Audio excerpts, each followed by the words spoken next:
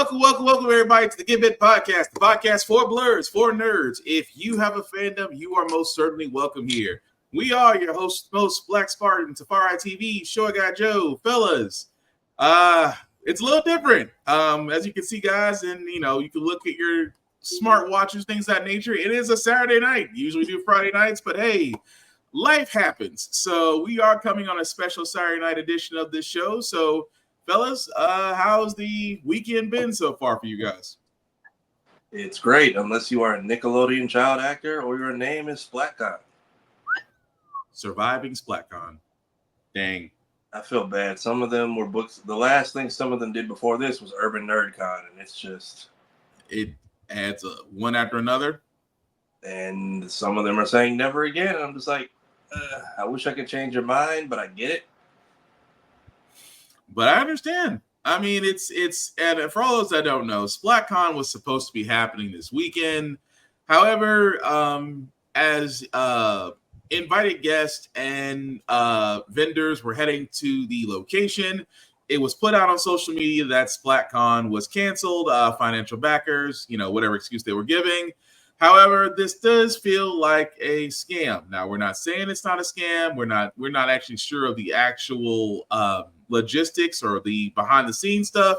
But as Tafara was saying, folks who got burned by one con, tried to come to another con, got burned again. This may actually turn them off from the con scene altogether. So, yeah, it's not fun, and at the same time, it does put a bad taste in a lot of people's mouths about actually coming to a con, from where everybody on this podcast right now, present company included, have enjoyed themselves at many a con.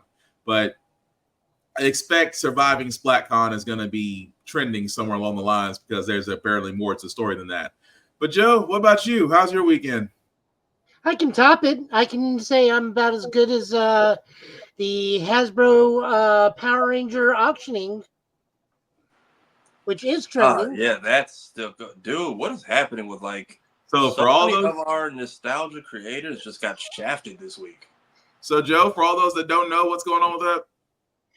Well, there's two ways of looking at this. And so if you're a Power Ranger fan, you know that Hasbro has perpetually dropped the ball. We have not seen a new series of Power Rangers. Nothing has been adapted, despite the fact that Boon Boonger will make you money hand over fist as it has been doing in Japan. Their group Power Up just came out. They are team jackets.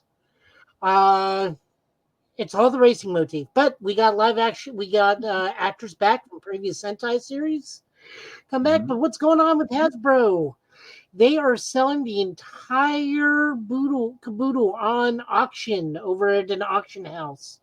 All the props from various various Power Rangers, be it uniforms, helmets, props, suits, monster suits, hero suits. Everything's been sale.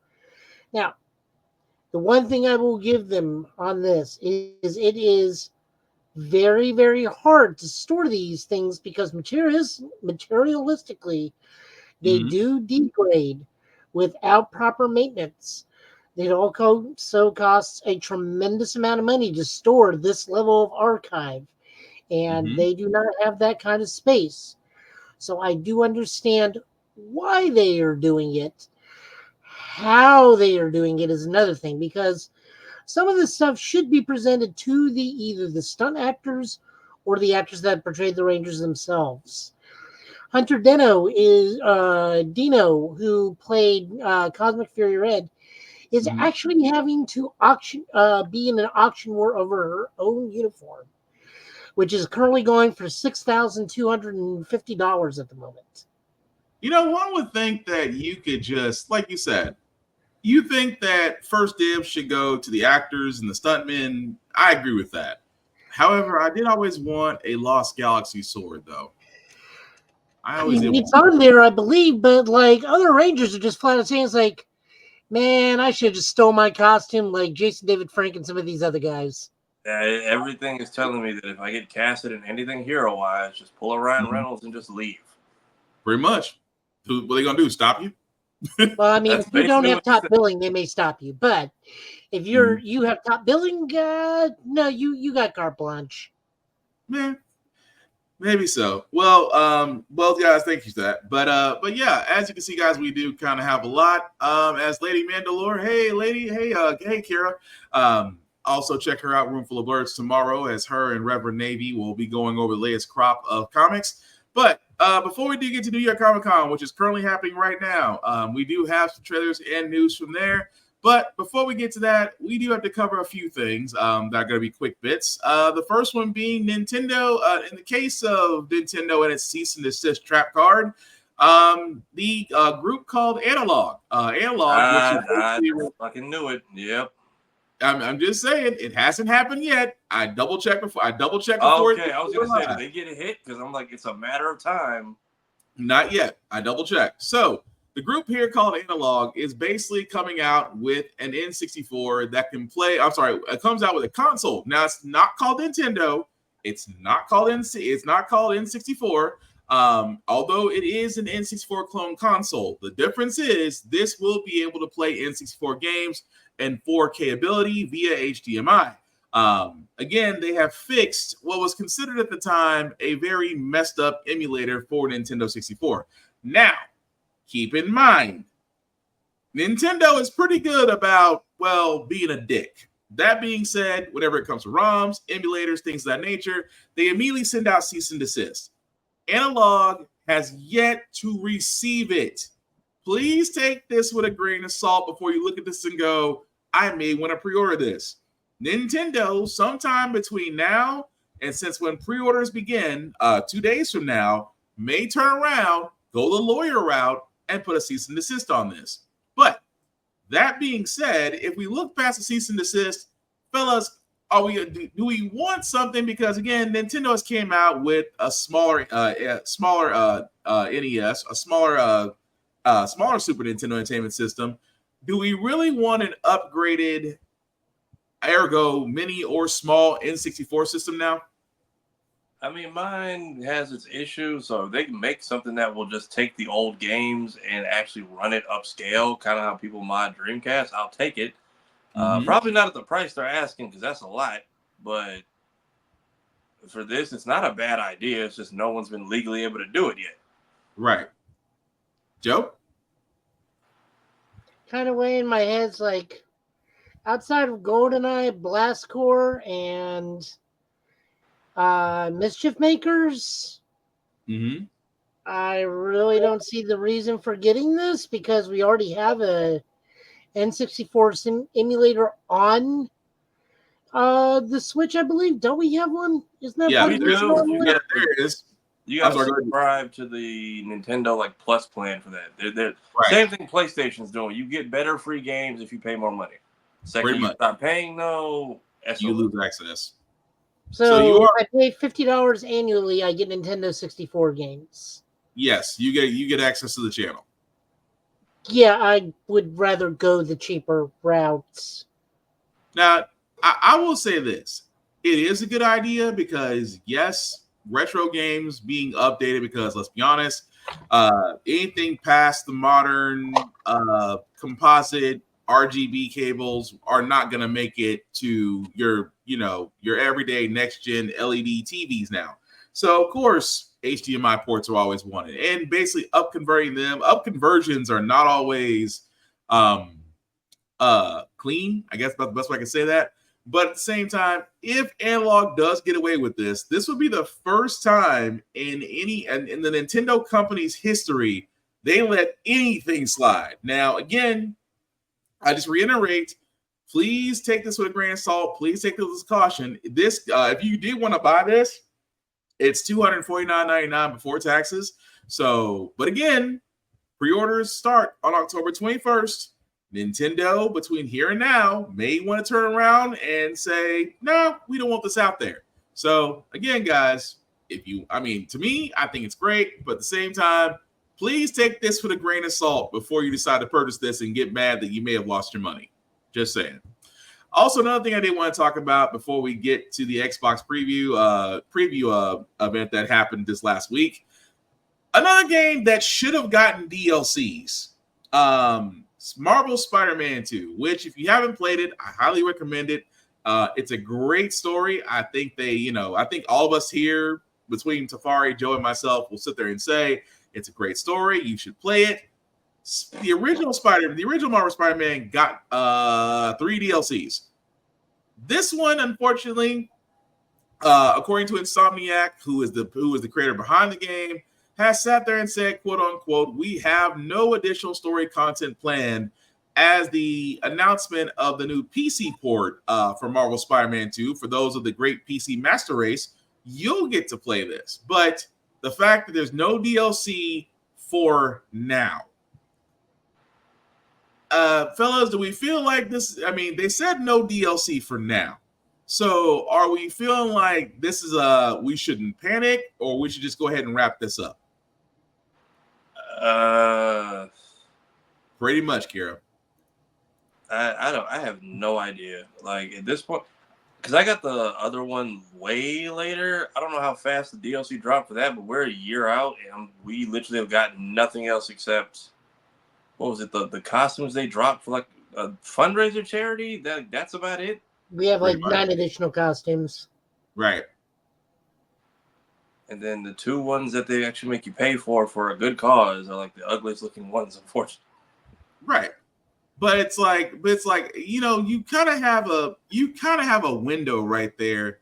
And again, I don't want to spoil it, but if you're just waiting until the holidays or as I like to call it, the Black Friday after Thanksgiving sales, which are probably going to be coming up a lot sooner than later, which means that games like this on the PlayStation Store and Xbox Marketplace may drop in prices. If you're waiting for that, cool. I'm not going to spoil it for you. But from what we know of Spider-Man 2, I mean, does it need more DLC? I think it does, because you can tell different stories.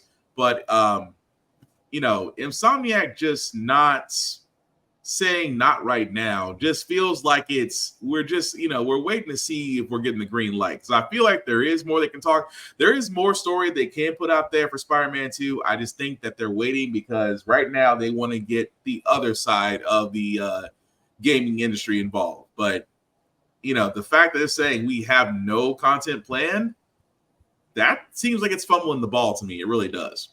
But is this because nominations and no awards at the Game Awards? Pretty much. I think so. But what are you gonna say, Joe? So I am of 2 minds of this. Mm-hmm. One, they probably need all hands on deck for Wolverine, because they got to deal with the leaks that happen and whatnot, and Wolverine may just be a very highly ambitious game, and they need the additional staff to just make sure it gets done properly.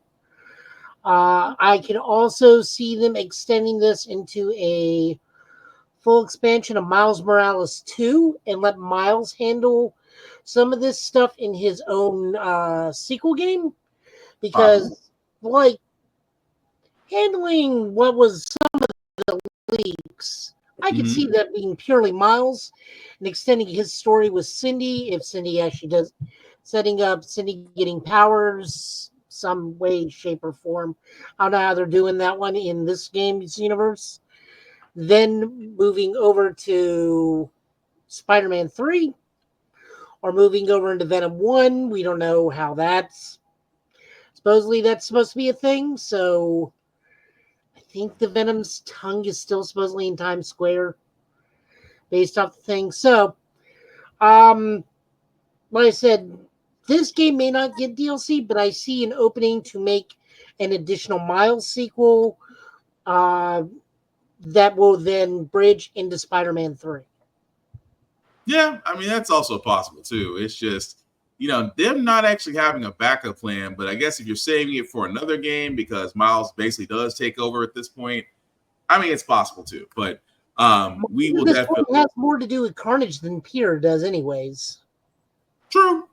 Very much I didn't even see that story coming until we got to the end of it. I was curious how we were so obsessed with this pyromaniac with Wraith, and then when they finally got the reveal of the symbiote at the end, I was like, if we want to save it for a third game, cool, but like something to kind of set us on the path, the same way they gave Wraith that entire Mafia story in the first game, and then kind of tied it into basically across all 3 DLCs. Mm-hmm. And then when we talked to Najee Jeter at DreamCon, and he was saying that the Spider-Verse portal that popped up in the game, I don't know if he was referring to the movie or some of this DLC, but he's like, you won't be disappointed at what comes next. And I'm like, I really hope that's not part of what just got thrown away. Right. Wait, so Joe? Like I said, it could be jumped over into into Miles' own game. It's one of those things we got to just probably wait and see. But fair point on that. But I still bet Spider-Man 3 is going to be superior Spider-Man. Hey, superior Spider-Man. My mind goes straight to the comic on that. You're not wrong though. I have no idea who that Delilah character is, or I don't know what it is with like the Avengers, and it's always some supernatural bar they go to, similar to like end of What If. Well, that's the bar that I'm sorry, what? I said because that's what she seemed to be. Like she was just at some like astral bar through the spider portal. Yeah. What you gonna say, Joe? I mean, Delilah serves the bar with no name, but that's the standard villain bar. Mm-hmm. Well, it's basically food for thought on that. But also in the shadow of New York Comic Con, there was a thing called the Xbox Developer Preview that did come out this week. Not a lot of games, not a lot of new games were shown, but there were some updates. But there were a couple of trailers I did want to go after, guys. I did want to get your opinions on. The bar at the end of time, DC and Marvel got one. Yeah, that's about right, Verb. But I did want to cover a few trailers that I did see from the actual event before we get to New York Comic Con news. I wanted to cover this one because this game called Chronos: The New Dawn, it's a little bit Dark Souls, it's a little bit Alan Wake, and a little bit Dead Space. And the reason why I say all these things is because the trailer just makes me want to watch it. If you haven't seen it, here it goes.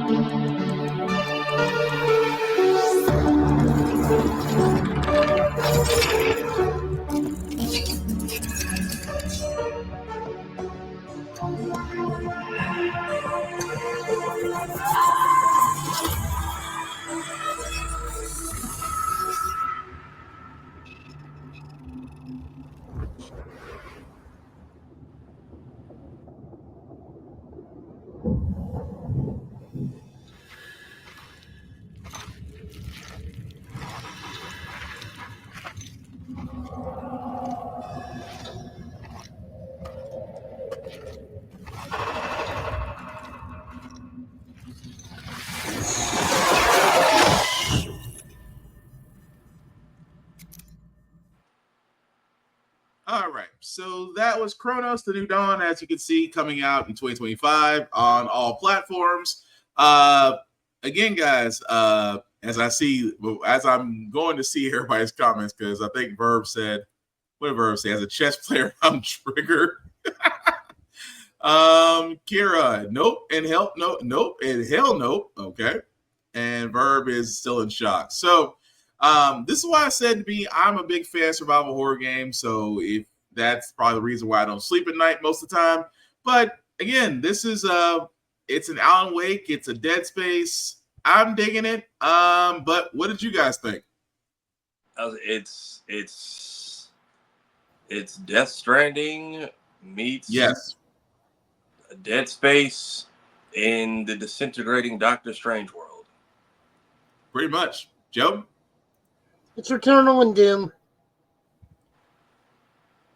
I can see that too. With more jump scares and a dark. With more jump scares, yeah.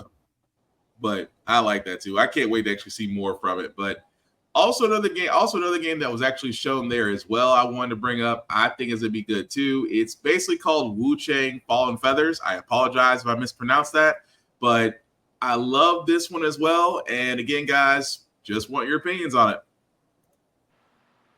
The Ming Dynasty is dead. Although I swore to protect it, I failed. Now I walk the path of blood until my mission is fulfilled. I will not rest until all traitors are silenced and our stolen kingdom returned. Who dares to question my will, standing in the way of my redemption?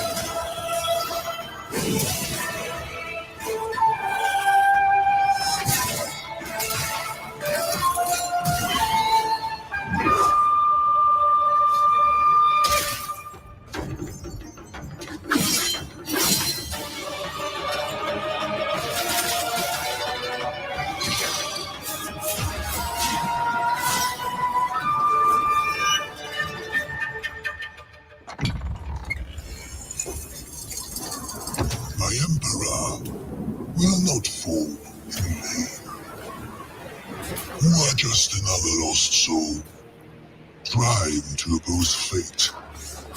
And fate is mine to command.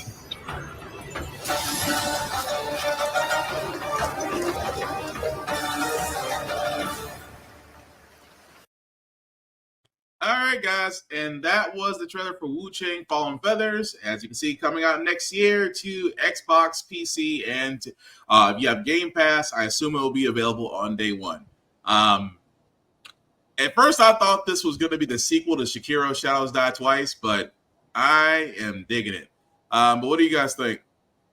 Same thing. Elden Souls of Tsushima Die Twice. Mm-hmm. With a little bit of like Afro samurai brutality thrown in there. Yeah. Joe? It's Sekiro meets Sword and Fairy. I'm still digging it. It just looks awesome to me. It really does. But yeah, that comes out next year on Xbox. Now there was an updated mouse game. Now the mouse game I'm talking about is like Mickey Mouse with a gun. It was called Mouse. It's been renamed Mouse PI for Hire. They did have an Xbox trailer, not really showing a lot more, except I guess it's got more dialogue to it. So just really no point in actually showing something that you've already seen. That being said, was that one of the Steamboat Willie Copyright is Up games? Mm-hmm. Yep. And I do remember seeing that story here. I'm sure of that. If it's like Sekiro Shadows Die Twice, it's gonna have a good story. So I'm not too worried about that. And what Kira stuck on something. But no, it's a W. Yeah, it's a W. Okay, I was like, I'm trying to figure what she was. Oh, it's a dub. Sorry, Kira. Yeah. That's what she was meaning by that. My bad. But yeah, the last trailer I got, like I said, a lot of other things were mentioned at the Xbox partner preview. To be kind of honest with you guys, just that for time's sake, we're not going to show the trailers. If you want to go see them, they're out there. Eternal Strands, Blonde Fire. We're just other ones, and yes, Blonde Fire about shooting in the dark. Somehow it's a game. I'm gonna leave it at that. Can I make one observational joke? Shoot. Can I ask which game Phil Spencer's going to have to come out and apologize for in 6 months? Blonde Fire.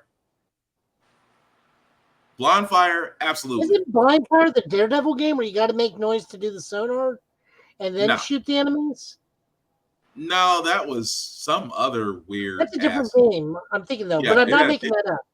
No, you're not making it up. It's a different game. I know what you're talking about. I just can't think of the name of it right now. That's how bad it was. And they actually did show Like a Dragon, Pirate Yakuza in Hawaii. We actually showed that, Joe, 2 podcasts ago was one of the trailers. Yeah, this was the naval combat, or was this the actual combat gameplay overview? Naval combat. Okay. They didn't change anything. The one they actually showed during the partner preview was almost exactly one we showed at the 2 weeks ago. Okay. So nothing really from there. But this other one I did want to show before we get to the New York Comic Con news, guys. Again, this was a surprise from Microsoft. This one is called Mistfall Hunter. And that's not what I want to do. There we go.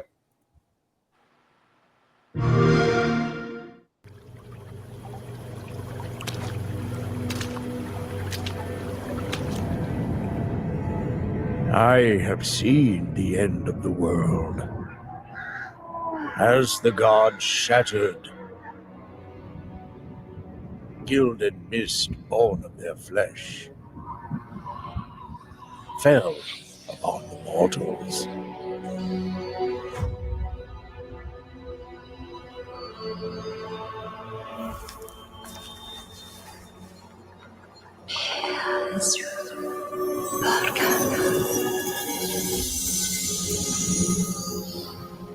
I have seen the ruins of old, like graves for a hidden past, and madness without end.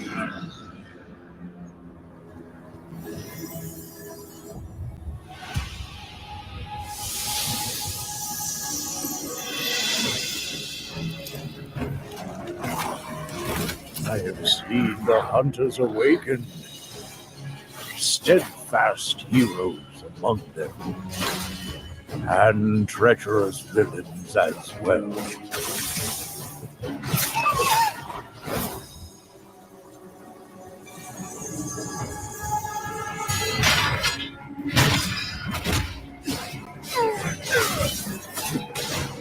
I have seen the thrones brought low, faiths torn asunder,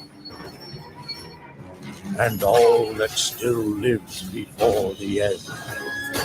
They war and struggle in anguish and despair.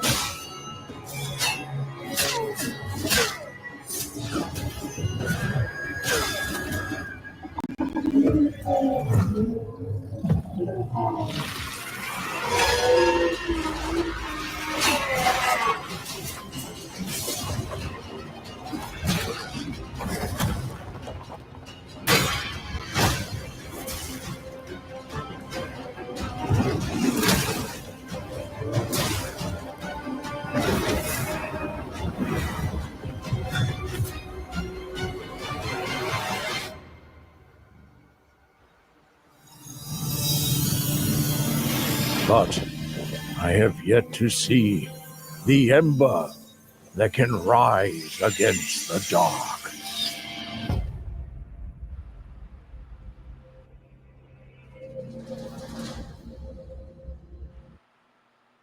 All right, so that was Miss Fall Hunter, also coming out next year to Xbox Series X. Basically, it is Elden Ring. I'm not gonna lie, it is Elden Ring. It is a little bit of Diablo, but it looks like it's gonna be interesting. But what do you guys think? It looks like you can run it with multiple people in different classes too, because I saw what was clearly, I think, knights, warriors, Vikings, and mages, and I see at least you at least have a party in there with you, because a lot of those fights, the main character wasn't alone. Pretty much, yeah. It does have. It actually does have different classes you can do. You can also switch out those classes depending on the weapons or style of play you want to do. So that's. It looks different. It is definitely different, but again, we'll find out more come next year. But Joe, what did you also think of it? So it's Golden Axe with a budget. Bigger budget, but yeah. One way to put it. Yeah, okay, there we go. It's a bigger budget, but yeah. So on to New York Comic-Con news, because like I said, we usually come out on Fridays. Like I said, life be lifing, so that's why we're on Saturday. But turned out to be a blessing in disguise, because now we can talk about the news that is coming out of Comic-Con. Starting with Mr. Gunn himself, as this trailer for Creature Commandos was released. Please be advised, Find yourself in the middle not of an suitable for international. children. Say what, Joe? Please be advised, this is not suitable for children. Yeah, I meant to actually say that at the beginning of this podcast about, trailers that might not be suitable for younger viewers, but I figured it's already Saturday night. We kind of passed that by.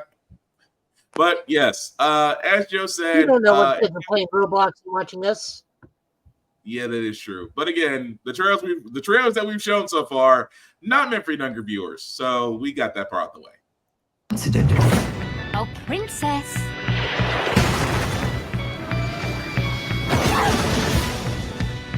The United States is in the business of saving the damn world by any means necessary. What in the holy hell? Congress said we can't use human prisoners. These assholes aren't human. Do you understand me now? Who is she? We call her the Bride. I was born here. Who's Jason and the Argonauts? That's Dr. Phosphorus. Why are you doing this? It's business. What is that thing? The Weasel. We know it has what it takes to survive. That's Nina Mazursky. Daddy? Last one is G.I. Robot. Cheers to the timber.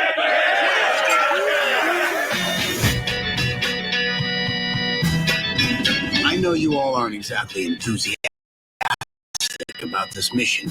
I didn't realize I had a choice. You said you wanted me to be a hero. Not like that. With a joy that's hard to hide. Until we find out the truth of what's going on here. We're supposed to be on the same damn team. G.I. Friend Nina. And you're bound to see my other side. Shish kebab. I'm just a soul whose intentions are good. You're always so hyperbolically violent. You need therapy. Hold on, please don't let me. Hold on, please don't let me. Please don't let me. Please don't let me. You wanted monsters. Don't let me. You got monsters. Don't let me. Hold on, please don't let me be misunderstood. Die, Nazi. He's not a Nazi, G.I. Oh, okay.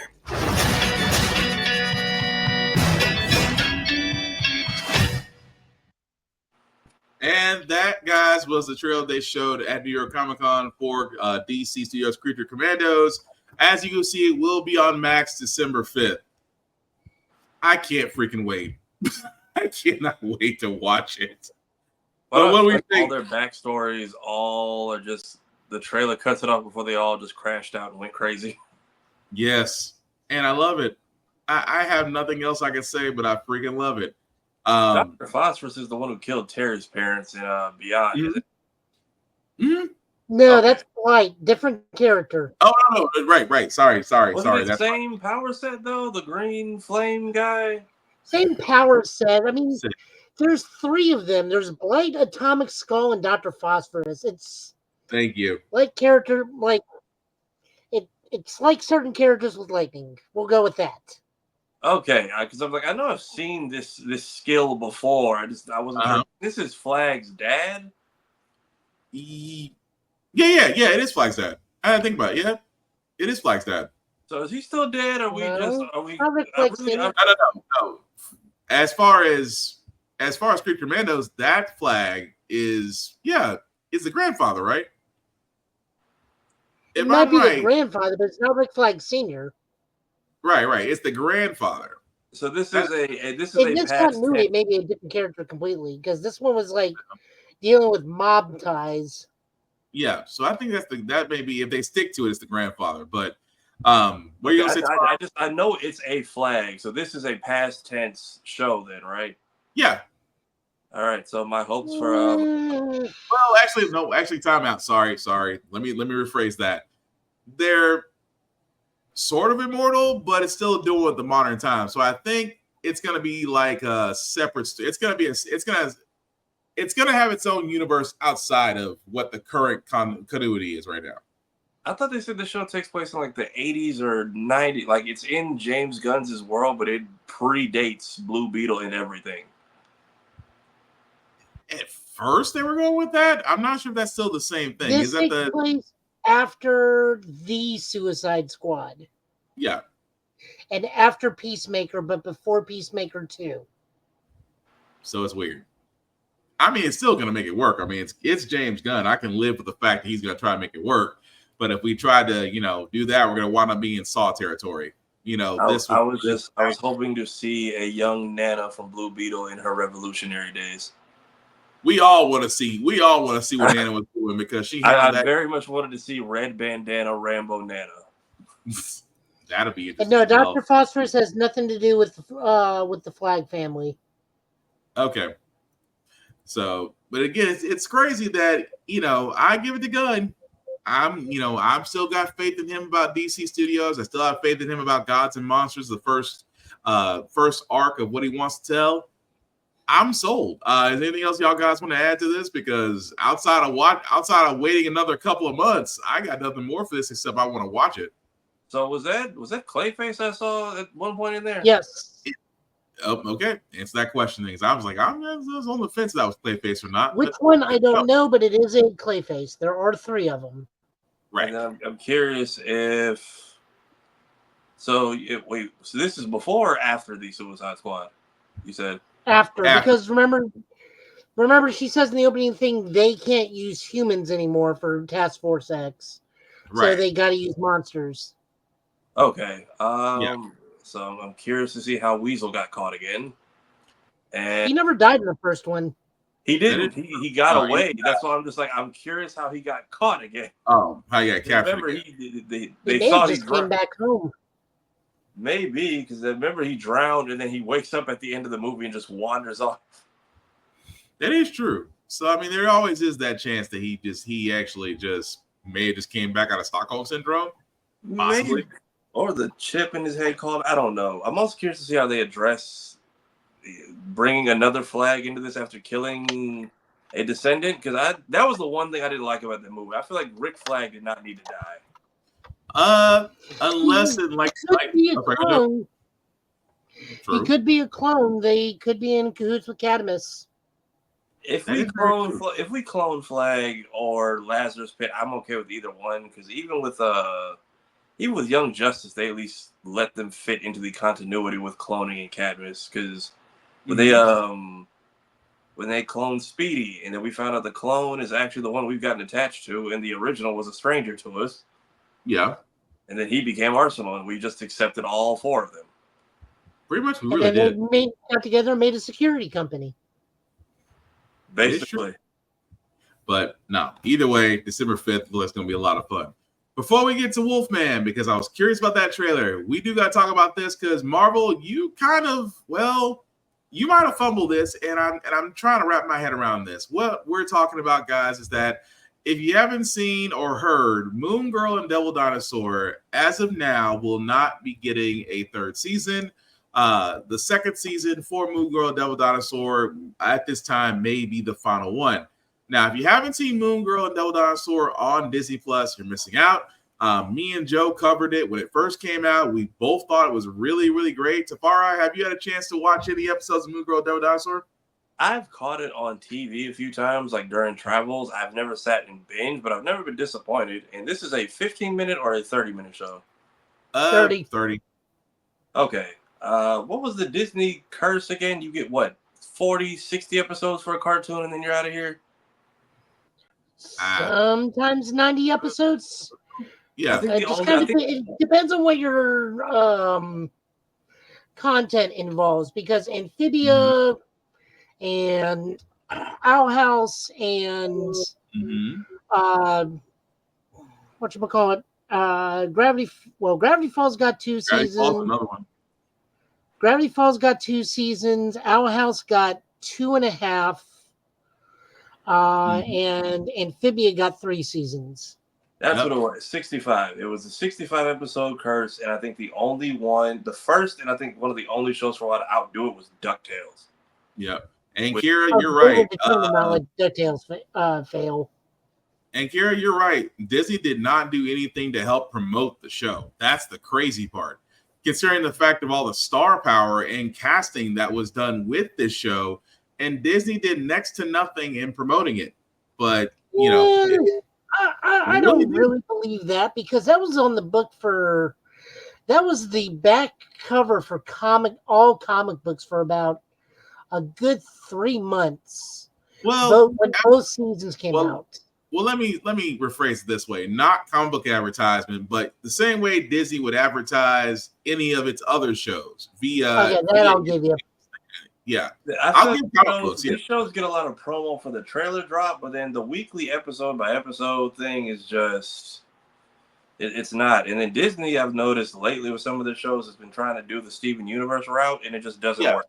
Where it's like instead of week by week with the seasons, they'll take like a few episodes and do like a week-long event, disappear for 6 months. Here's the two, like in the reboot, they made the Let's Get Dangerous, which was just 2 episodes back to back. They made it to like this hour-long special, and then they just spaced out the rest of season 3 for a random amount of time, and just that's because that one was also supposed to be a backdoor pilot to a new Darkwing Duck series, but that's what I was hoping for. And then the the Rescue Rangers movie teased it too, and we got nothing. Pretty much. But they do a good promoting up until the shows are out, and then they just like don't give it much to go off of. Yeah, but in this case, they gave it next to nothing as far as the television advertising is concerned. And how many adults was this? And how many adults was the show geared toward? Kids. Comics aren't kid-centric. They should have suggested the show after Bluey episodes. Yeah, I fully agree with that. I mean, it would have been a nice little lead-in, although Bluey will have you sitting down like I do with my kids. I try to watch Bluey with Obi and Zuri, and Obi and Zuri will go to sleep. Obi will go in his room, and I'll be sitting there still watching Bluey. But by kid, I mean, it's not the same demographic. Yeah, you got a point. But, you know, it's sad that it's still a great show. Maybe it can still be saved. Maybe, you know, they could change their minds. I'm just saying, you know, Disney, this was probably one of those decisions that you really should reconsider. That's all I'm saying. But I remember what was the other one that we all watched last year? And I think it was just a limited series. I don't think they needed a season 2. What was it? Iwaju? The Nigerian one we watched about. Yeah, Iwaju. I feel like we did more promo for Iwaju. I feel like we did more promo for Iwaju than Disney did. Yeah, so did the people working on that show, because they retweeted everything we posted. Yeah. Although, to be honest, I will still say this, because I'll admit to my own stupidity. I thought that was the World of Wakanda series when I first started watching it. That's fine. A lot of people assume that. If you watched for that and then stayed just to see what it's about, still appreciate it. Right. A watch is a watch. But again, guys, like I said, the more these are talked about, the more these shows can be saved. And Moon Girl and Devil Dinosaur is definitely one of those that can be saved. But I think Eyes of Wakanda is still coming, but as you see with Sinners, if you take too long, Disney, someone else will just do it for you. And I think Disney's waiting. I also think Disney's kind of waiting on that from a cooler-esque person. But I did want to ask you guys this question before I played this trailer. Wolfman that came out from New York Comic Con, is it anything related to the Wolfman, or is this a completely different undertaking, or have y'all seen the trailer yet? I saw the first seen the couple trailer. seconds on Twitter. I just sent it because I like, oh, Wolfman's coming back. Neat. Okay. I still have to ask the single question of that's been asked ever since the 80s. Does Wolfman have nards? If you're old enough, you understand this reference. I'm not. I'm going to wave at that one as it passes me by. Tafara, have you seen the trailer? I haven't. I passed by it earlier today. I didn't know it was a New York Comic Con drop. Okay, so I guess we're all going to be in for a surprise. Again, guys, I know we should have said this at the beginning of the show, but let's be honest, kind of forgot about it. If it is graphic, well, your kids probably should be watching this.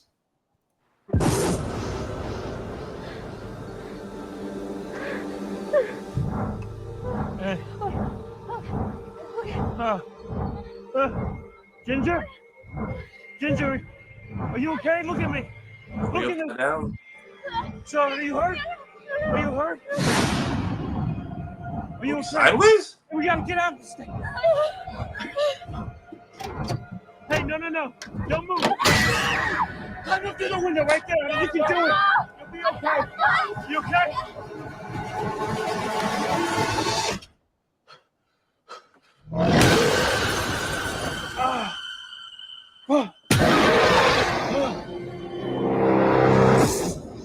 We have to leave right now.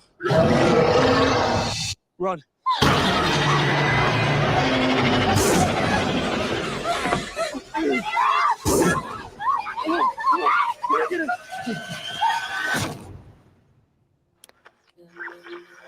Hello? Can anyone hear me?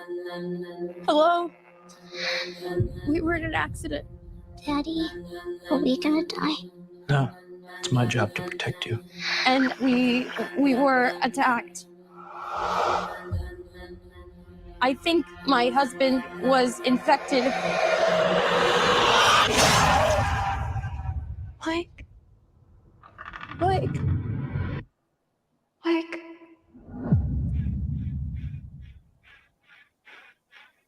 Daddy? What's wrong with Daddy? He got sick. What is happening to me?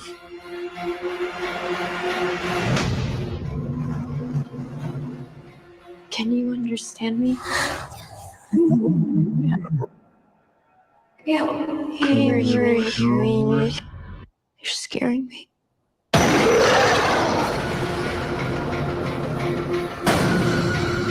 Back off!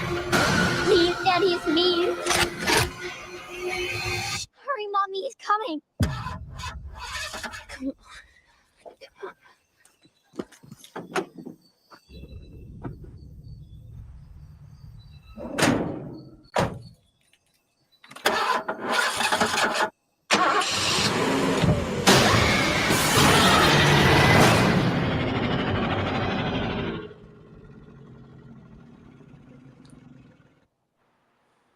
Okay, that was definitely not my wheelhouse. So that was Wolfman, released by Blumhouse Films, will be in theaters January 17th, if I read that correctly.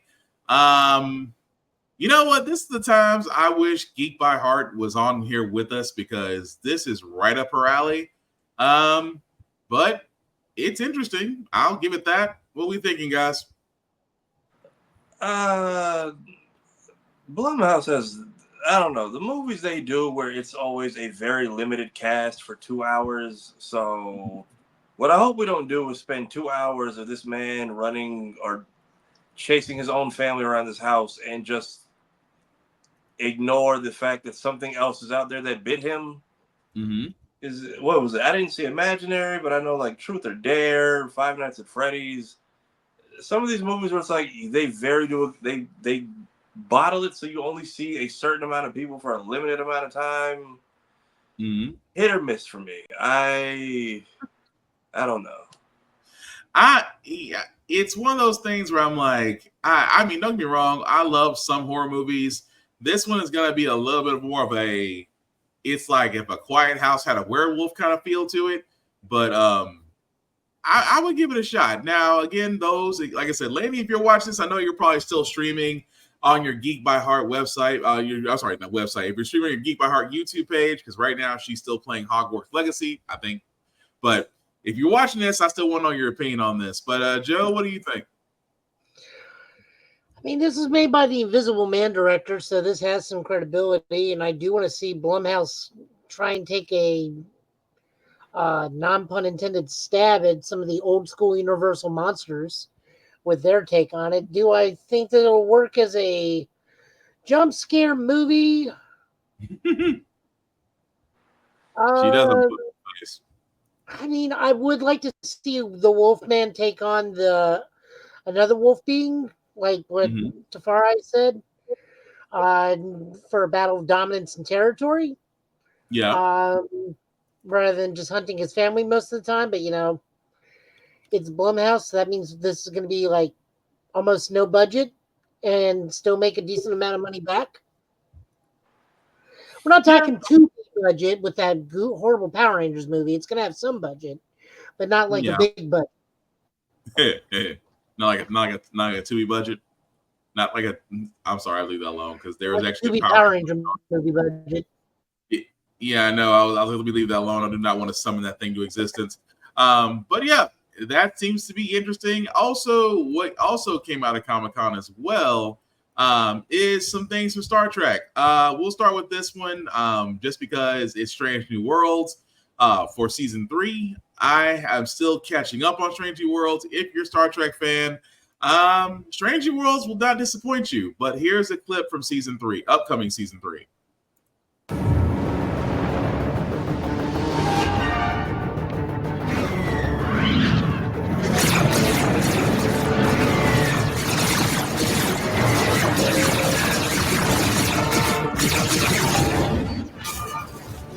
Orders, Captain. Shields at 50%. Captain.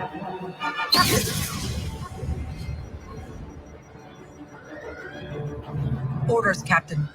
Uhura, repeat April's last order. Retreat and rendezvous with the fleet, sir. He gave coordinates. But he didn't say immediately. All right, who's got ideas? Diversionary tactics. The 2 boxed in. Vent the nacelles. Create a cloud. We need to be able to see. Jam their comms so they can't coordinate attacks. That's it. That's the one. You go and use light for ship-to-ship messaging. I'm modulating the deflector rate to emit a spectrum. Should confuse them for a bit.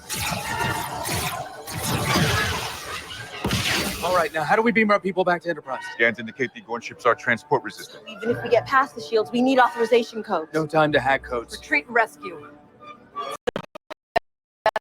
A bunch of bad options. So how do we track this specific ship across light years of space? Wokai, a rare element that contains subspace gauge bosons. If we modified a homing beacon, the Gorn would see a beacon coming from a mile away. Not if it's a torpedo. We tag him with a dud. The Gorn won't know what we're up to.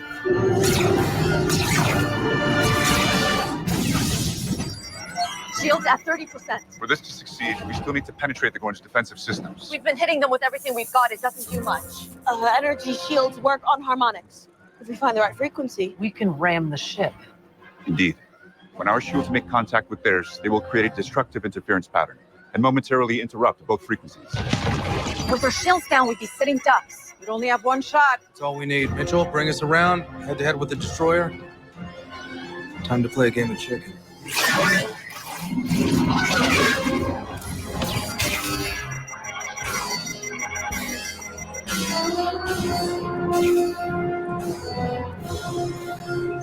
All decks, prepare for impact. Full impulse on your orders, Captain. Inertial dampeners to maximum. Everybody hold on to something. Una, it's headed.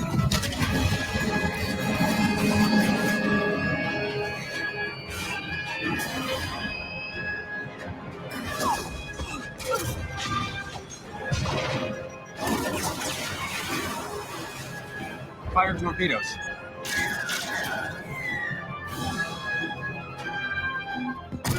Helm, move us out of here. On it. Hang in there, guys.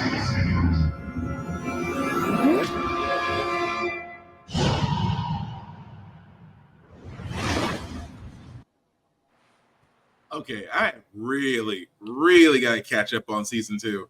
So looks like it's going to be the season 3 clip for Star Trek: Strange New Worlds. Joe, have you watched, and Safari, have you watched it? Because I know I'm way behind. Strange New Worlds, no. Few episodes of Lower Decks, yes. So is this just a reimagining of the original cast of characters, or? Oh. So this takes place before the original Star Trek. That was my next question. Yeah. So this is a young Spock and crew then? Yeah. It's basically with Captain Pike. Yeah. Dang. Why are they always running this damn shot or something? Hey, above all else, you have to turn around. Above all else, you simply put, sometimes you gotta ram a ship.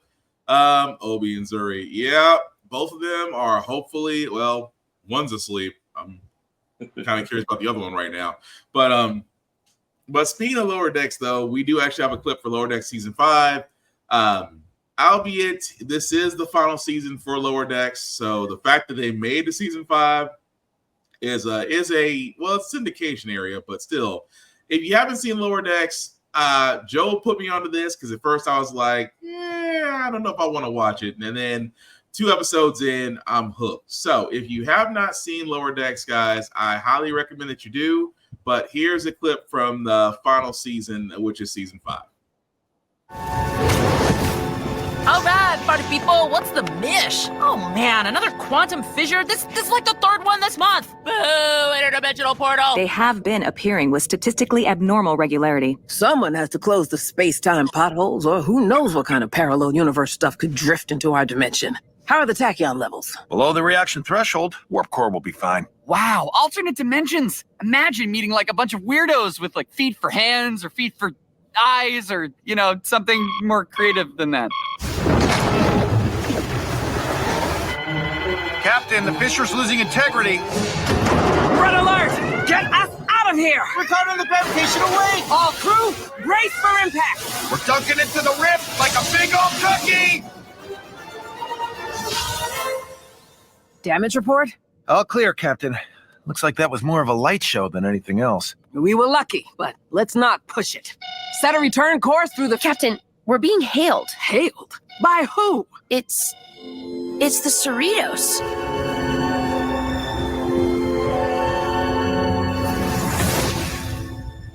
Oh, stupid dimensional rifts. On screen. What up, Cerritos? This is Captain Becky Freeman. Looks like we have a lot to discuss.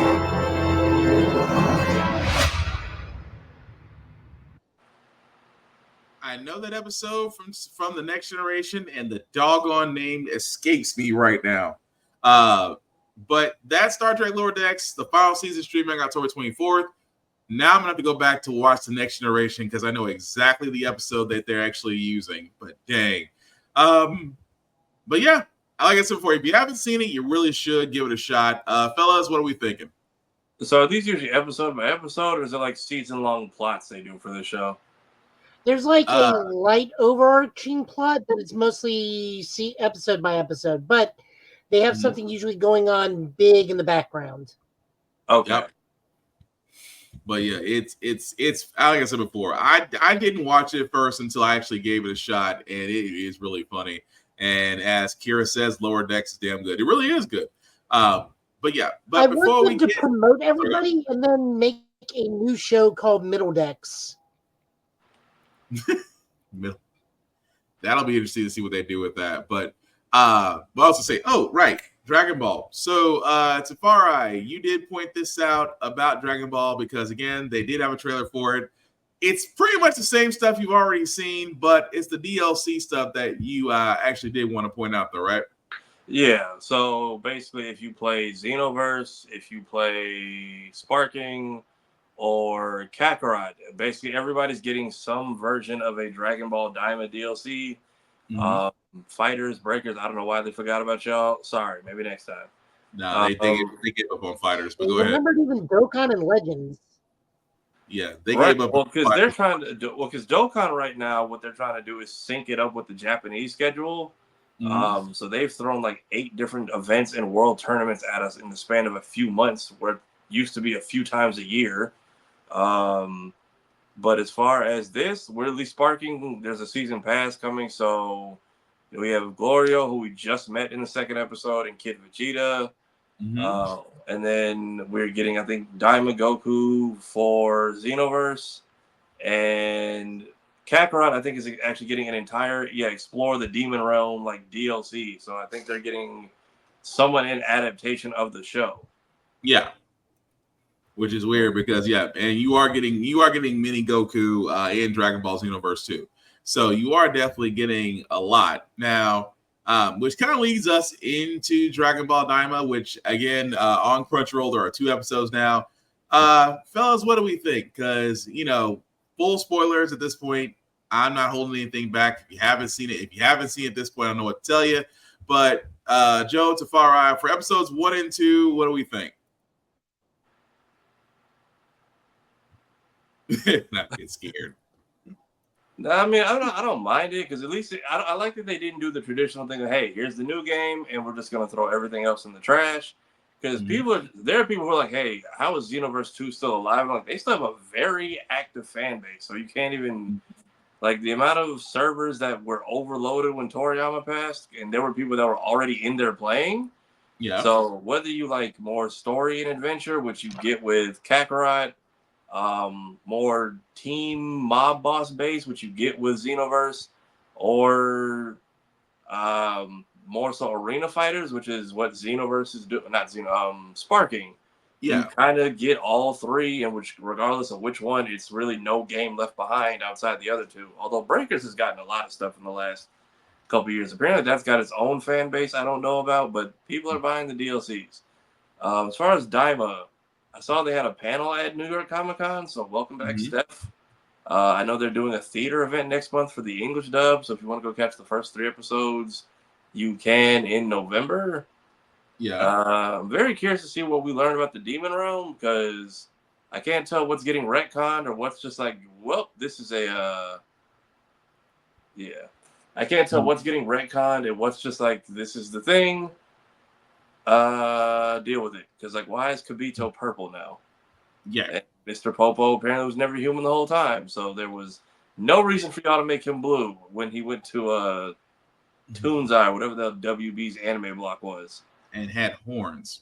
This whole time. Horns, that's the part that kills me. Horns the entire doggone time. But Joe, what do you think? First episode was mid. Second episode was really, really good. Fair enough. I don't need half the episode to be a recap of the Buu Saga. And the Dragon Ball crew didn't do anything out of the ordinary. My favorite part of episode 1, the animation was gorgeous. I love Sassy Shenron, where he's like, I wish that they were kids. How old? You need to be more specific here. It's like, fine, around first graders. Well, what are we doing with the people that are already children? It's like, all right, fine. Let them be babies. All right, your wish is granted. I'm out of here. What about you're supposed to have 3 wishes? That's only for regulars. You got to use me at least twice to get that discount. And then he pieces out. Episode 2, so much better than the first episode. Everyone's doing something different. I love that we kind of are differentiating ourselves from GT in the fact that everybody has a child's body, but they're specifically saying we're all kind of miniatures of ourselves. Master Roshi is still Master Roshi, just kind of looks like Saitama without the glasses. Nice. Ox King in there is weird. Mr. Satan trying to take charge and no one listening to him is about right. Vegeta's fine. I like that the fact that Goten and Trunks can talk to each other via baby speak. Yeah. The whole retconning of Kibito, I didn't even notice. Like, that's how important Kibito is to me in the grand scheme of things. I did not see the fact that Mr. Popo is some kind of demon. Yeah. The fact that he was hiding his horns under that hat the entire time. Yep, horns under the turban. Yeah. I can't wait for Team 4-Star to do with something with that. I mean, Goku did break first rule of Popo's training.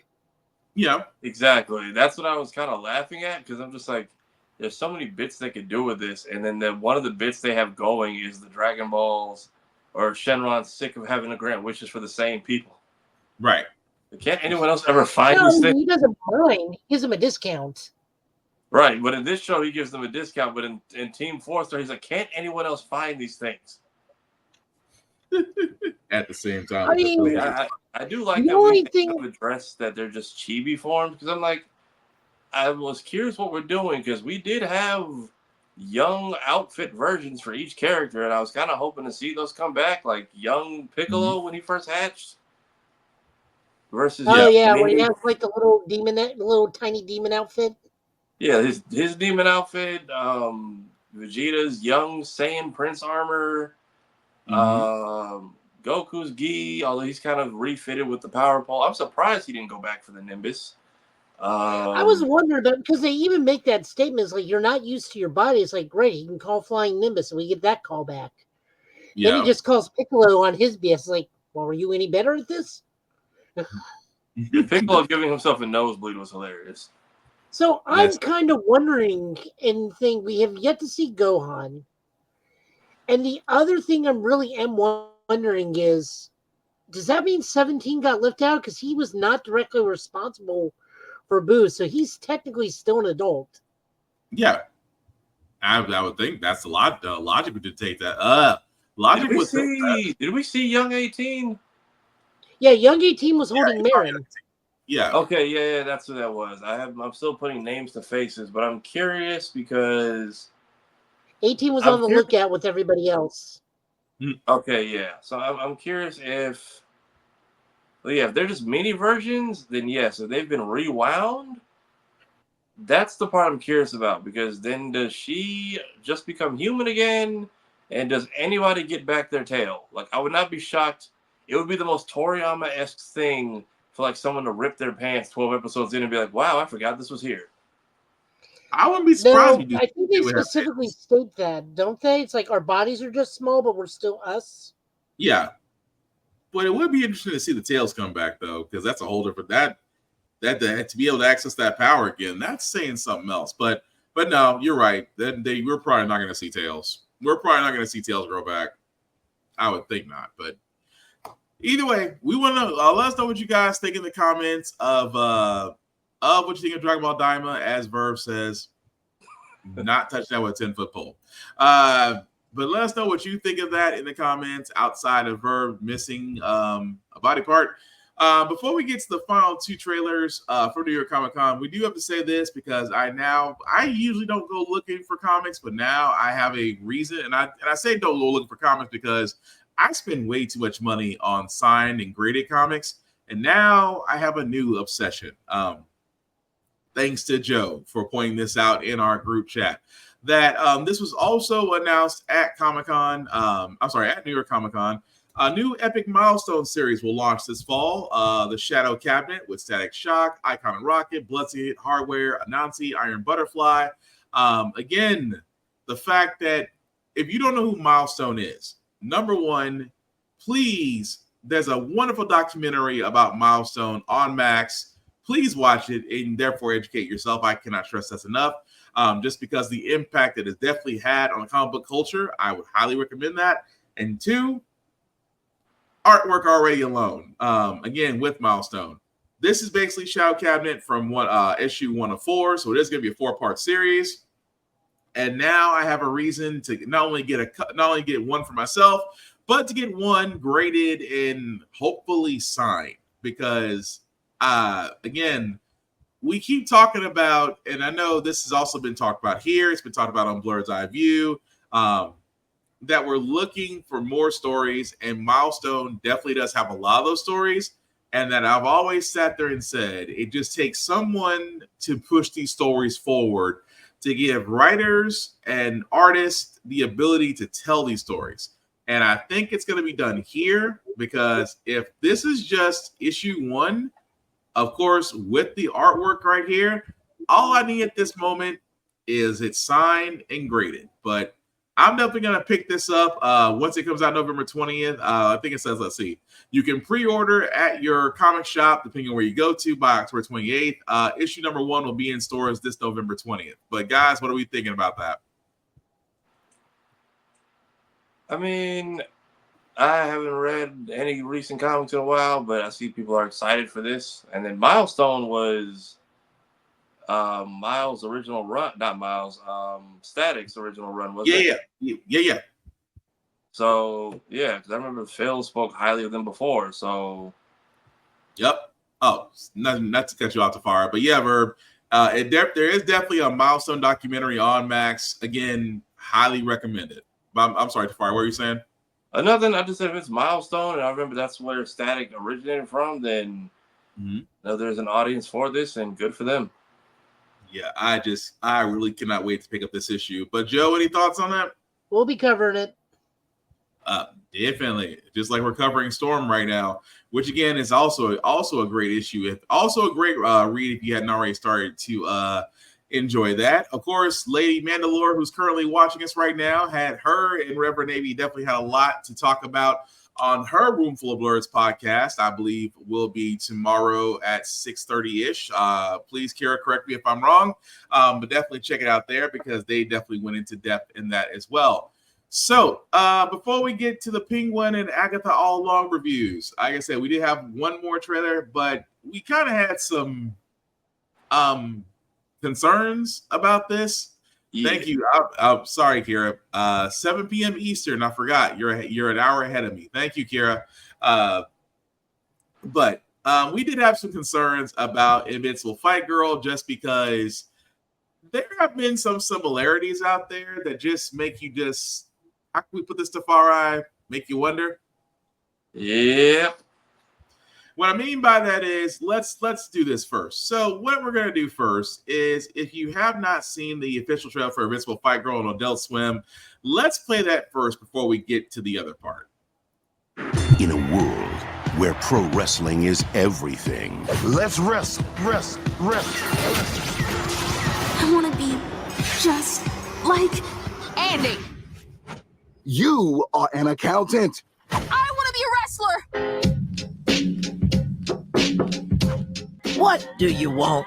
Will you free me? No one becomes a wrestler. You either are a wrestler or you aren't. What is going on here? Who do you think you are? I'm gonna be the best wrestler of all time. You're a glutton for punishment. Step into the ring with Invincible Fight Girl. 2-episode series premiere. Saturday, November 2nd at midnight on Toonami. Next day on Max. It's showtime. Okay, so that was the official trailer for the Invincible Fight Girl that was going to be on Adults. That's going to be on Adult Swim. Now, you're probably wondering, okay, so what's the issue? Tafari, would you love to field goal this one? Okay, so for about I want to say 2 years now, there's been a web comic or webtoon by a friend of mine called Kayla. It's basically the same premise, but just Adult Swim. It's got the Adult Swim vibe, and I want to support it because Black OC, especially now that Moon Girl's out the door a week before this comes out. Mm-hmm. But it's once I watch the first off, this trailer is probably going to be the only promo that show gets, and that's the unfortunate part. But when I sent it to him this, especially because him and shout out Ace Vane have, I didn't see Peacemaker, but Ace was 5 minutes into this. He's there's no way somebody in that script team has not been watching my stuff on loop. This is very much how I do things. But then I saw this and I'm this looks just like Kayla. So you can go ahead. You'll see what I'm talking about.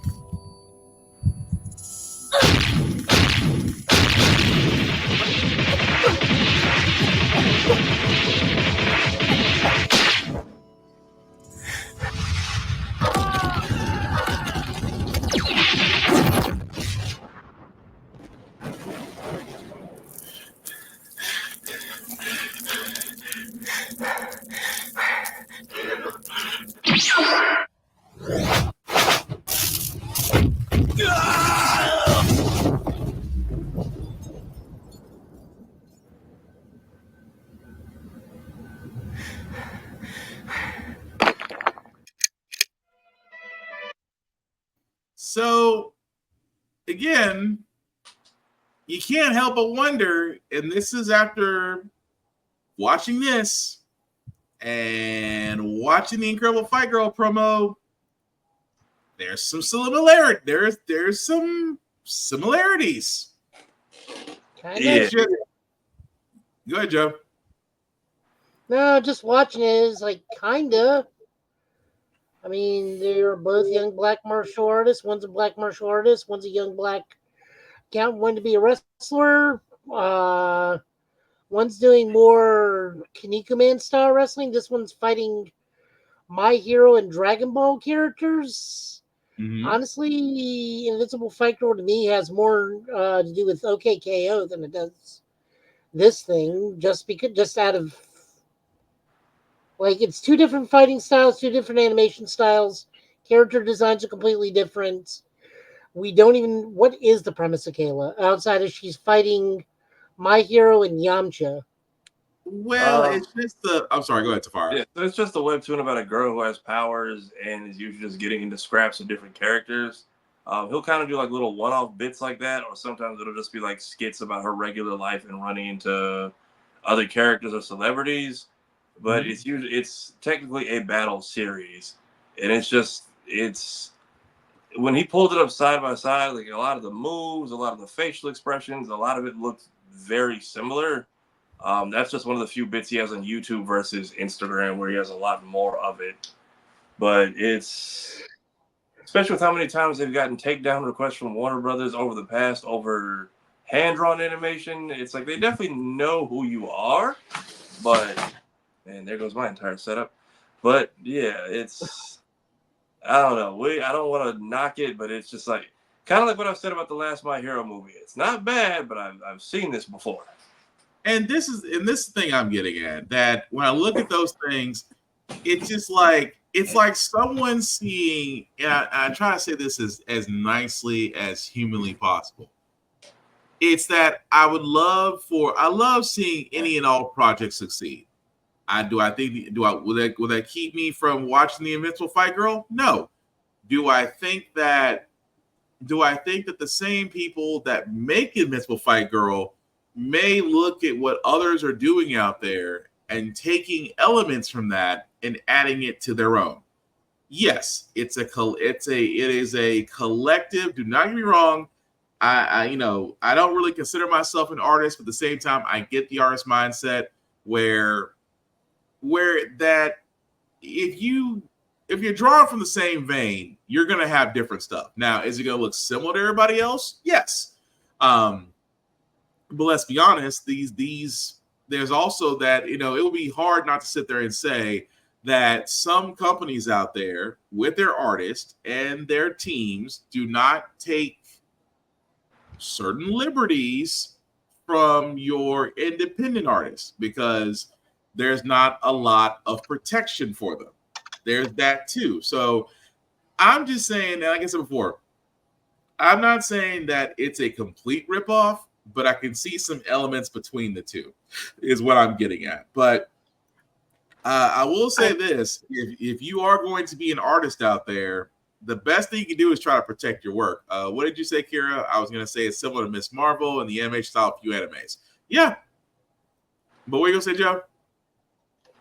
I said I just see more in common with OKKO than I do that trailer outside of the character's core design. Like, nothing between the two really correlate. Now, if I see more of like her day-to-day life, and it's more similar to what was in the Invincible Fight Girl, but the trailer we just showed for Kayla, that doesn't correlate anything with outside of they're both combatants. Right. I mean, like I said before, I see similarities as far as some art style, but again, I'm not trying to discredit anything by all means. I'm just saying, like, the No, two you're side by side just don't correlate to me outside of they are two Fido girls. No, I get what you're saying. Don't get me wrong. I get what you're saying. I was gonna make the point of, like, say for instance, Ozzy the Virus. I can't tell you how many knockoffs I have seen at other cons.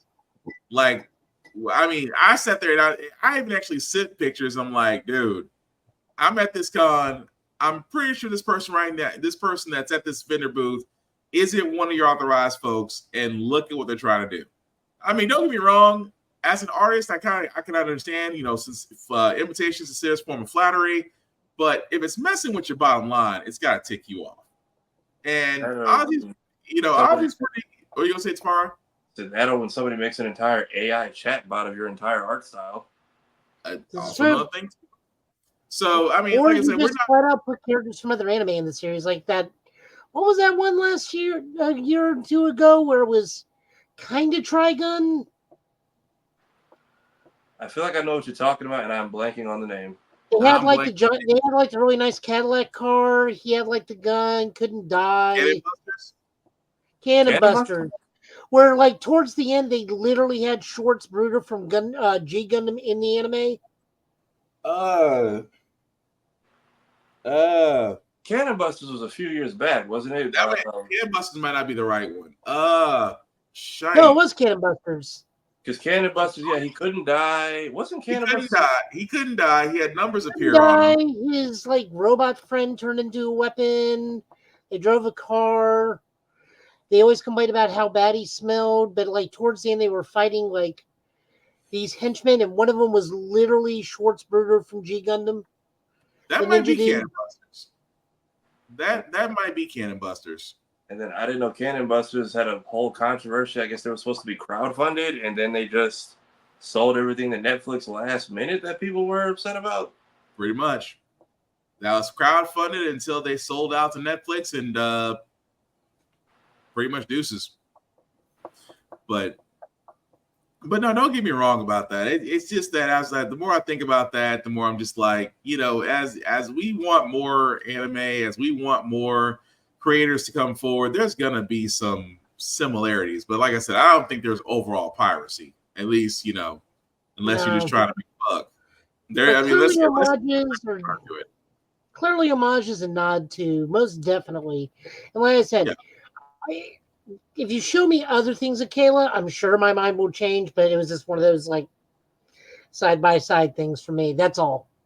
I had one. I'm trying to see if I can find it. It's buried in one of our other chats. I'm digging to see if I can find it. It's just, you know what it is? It doesn't help that like Warner Brothers has sent so many takedown requests of like fan-made stuff, and then they drop something similar later. It doesn't help the people who are on these teams making these things. You think they were Nintendo? Honestly, like one of the guys I know who works at IGN, he used to do like song parodies of like CN City and what would happen if these characters, and one of them was Johnny Bravo and Samurai Jack at the laundromat, but they going on like a cross-dimensional adventure through other timelines and stuff. Oh, I remember that. He kept getting takedown requests for those songs, and then they drop after like the third one in a row. He gets it. The trailer comes out for what was it? Battle Through Time. That's crazy. Yeah, and he's just like, I'm not saying it's my idea because it's their IP, but it's just like you could have dropped this without nuking 10 of my things that had original animation and hand drawn stuff in it. But it's almost similar to what Nintendo might do with that N64. It's just amazing. Like I said, it is amazing to me how Nintendo is again has the ability to turn around and make every one of their games, previous games, mind you, we're talking NES, Super NES, Nintendo 64, if you will, And yes, you could play those through emulators, which a lot of people who have PCs love to do. Nintendo likes to kill emulators just because, for reasons.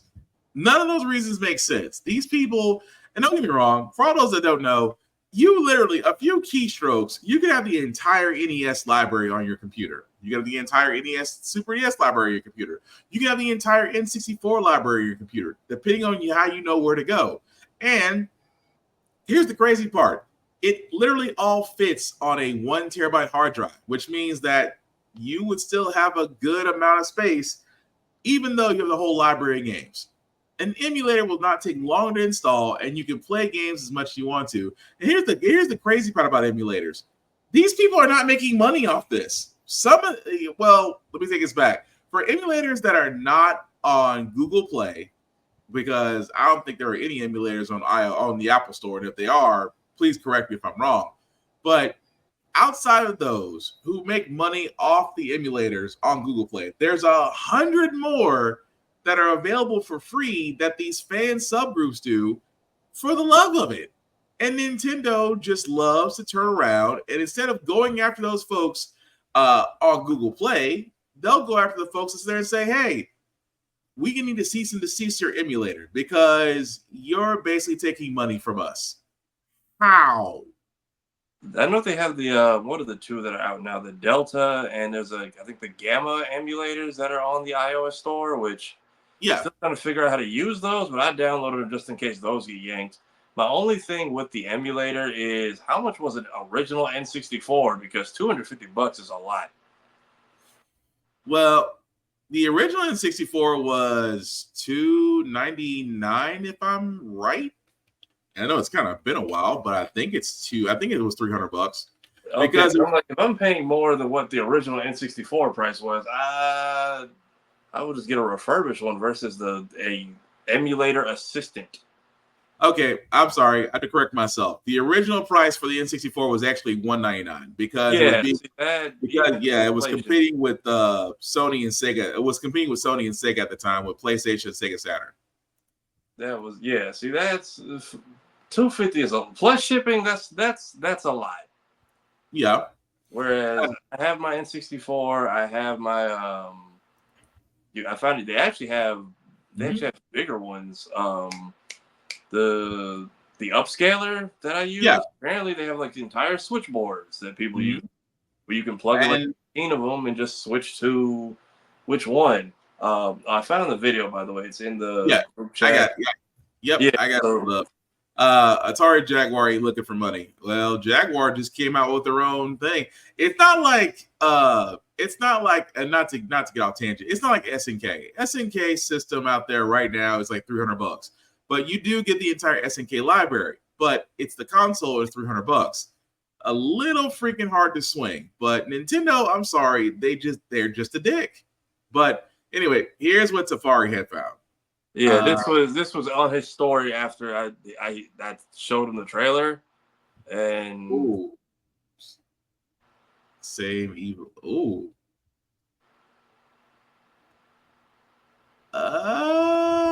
And she fighting Ken from Street Fighter in the official trailer because the blue fit look. Same moves. At least y'all changed it. Damn. He might have a point. He's not. I can see it. He's probably not going to pursue it, but I would not be surprised if he has more to say. It just my initial watch, it felt familiar.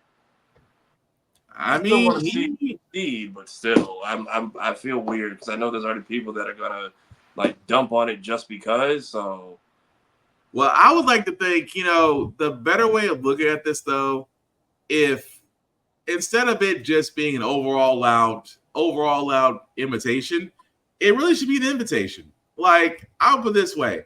If you're going to have similarities, then why not have collaboration?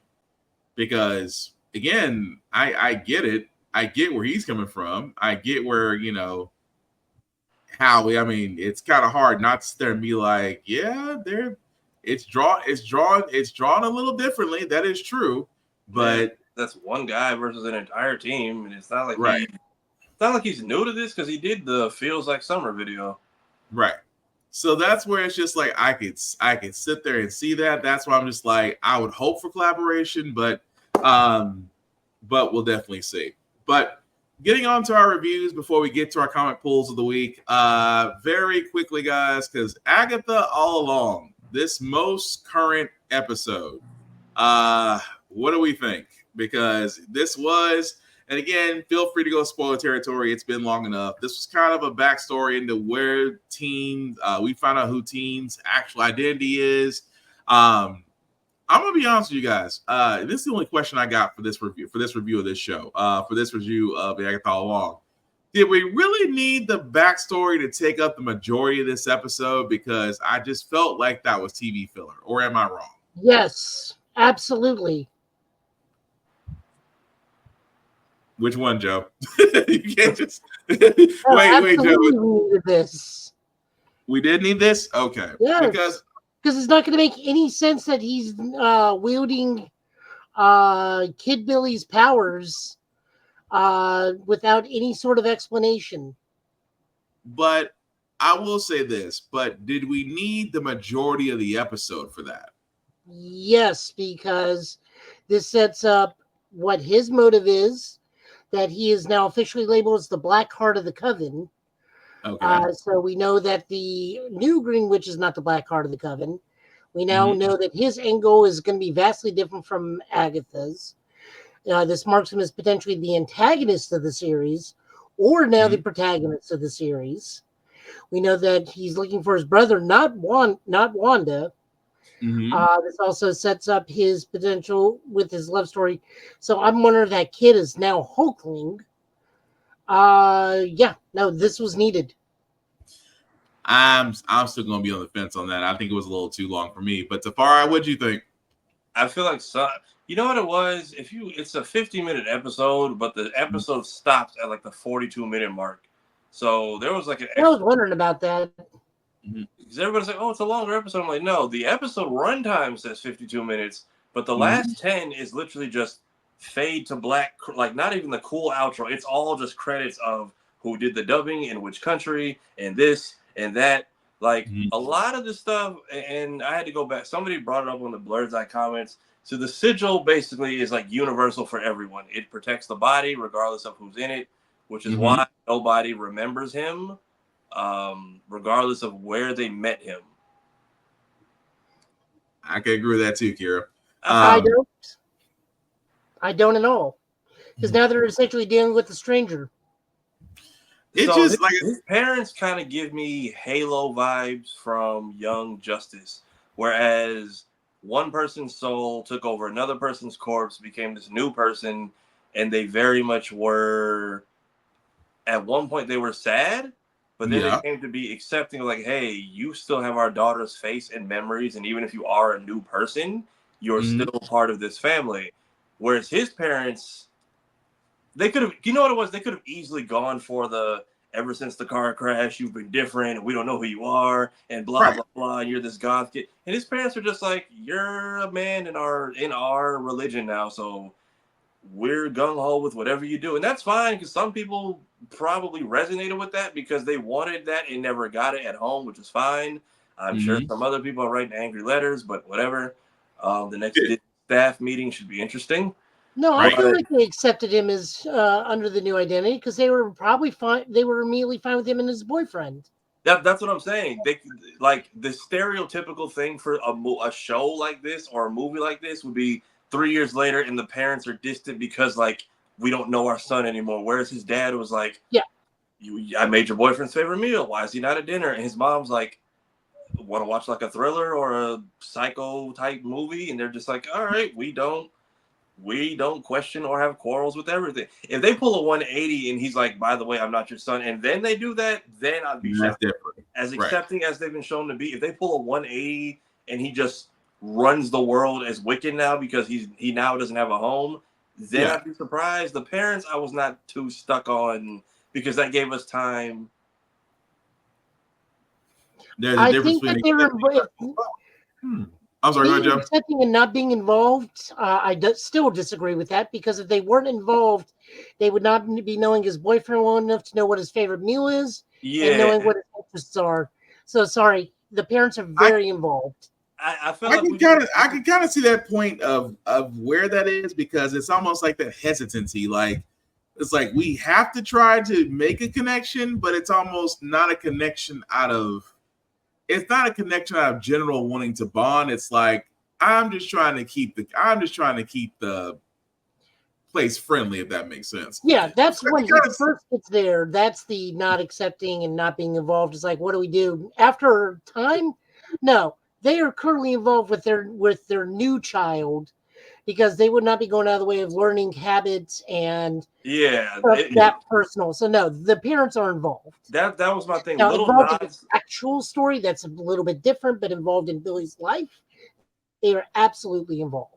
That was my thing. They gave little nods without having to spend the entire episode on it. But like, I felt like we could have gotten 7 minutes more of the road and each little thing of what happened, because seeing his version of what happened when he even went to the house and all the other stuff, and just the kind of the diverse background he kind of had with even the bar mitzvah, and like some of you, they were pointing it out when we did Blurred's Eye, that he was already kind of dabbling in the world of magic because he has the Houdini posters. So even then, I think when I was like, a palm reader at a bar mitzvah is a weird thing. I'm like, that was probably his parents kind of just catering to his wonders with the world of magic. Who throws a party next to a hex, probably for a discounted rate, but still. So I mean, go ahead. Yeah. That also means that whoever's body Tommy landed in was also at that bar mitzvah, and maybe a different kid entirely.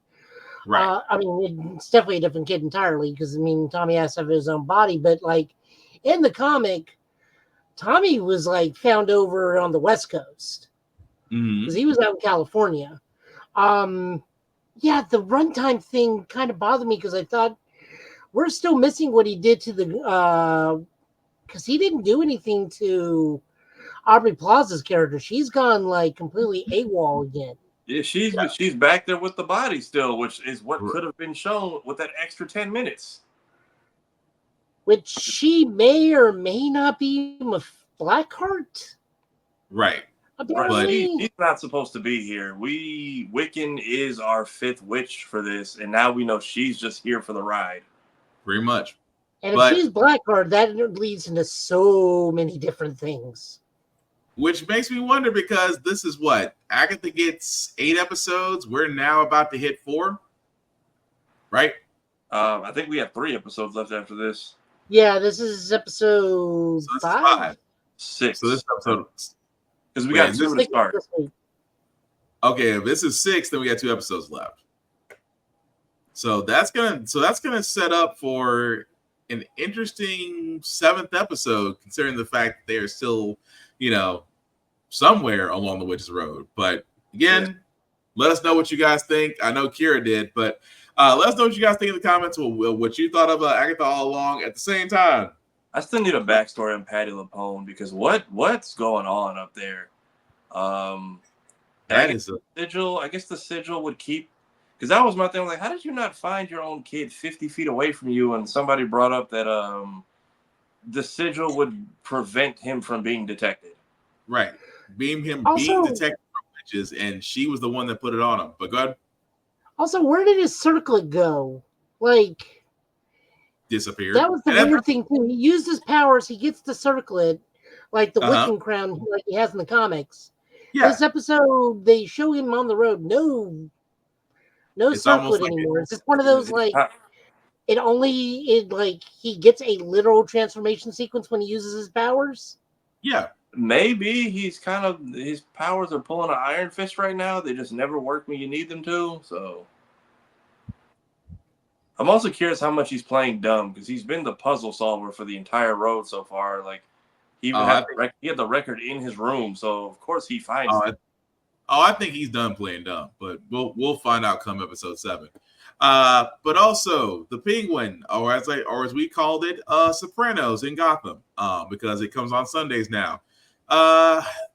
not much thing about this. Pretty much was a Sophia episode because we did see exactly what happened to her previously. That she was accused, that how she got the Hangman name, and basically decided to how can I put this so nicely? Emancipate herself. But I do like the fact this was a very Sophia directed episode. At the same time, it still kept your attention because now eventually her and Oz are going to have to meet up, and only one of them's walking away.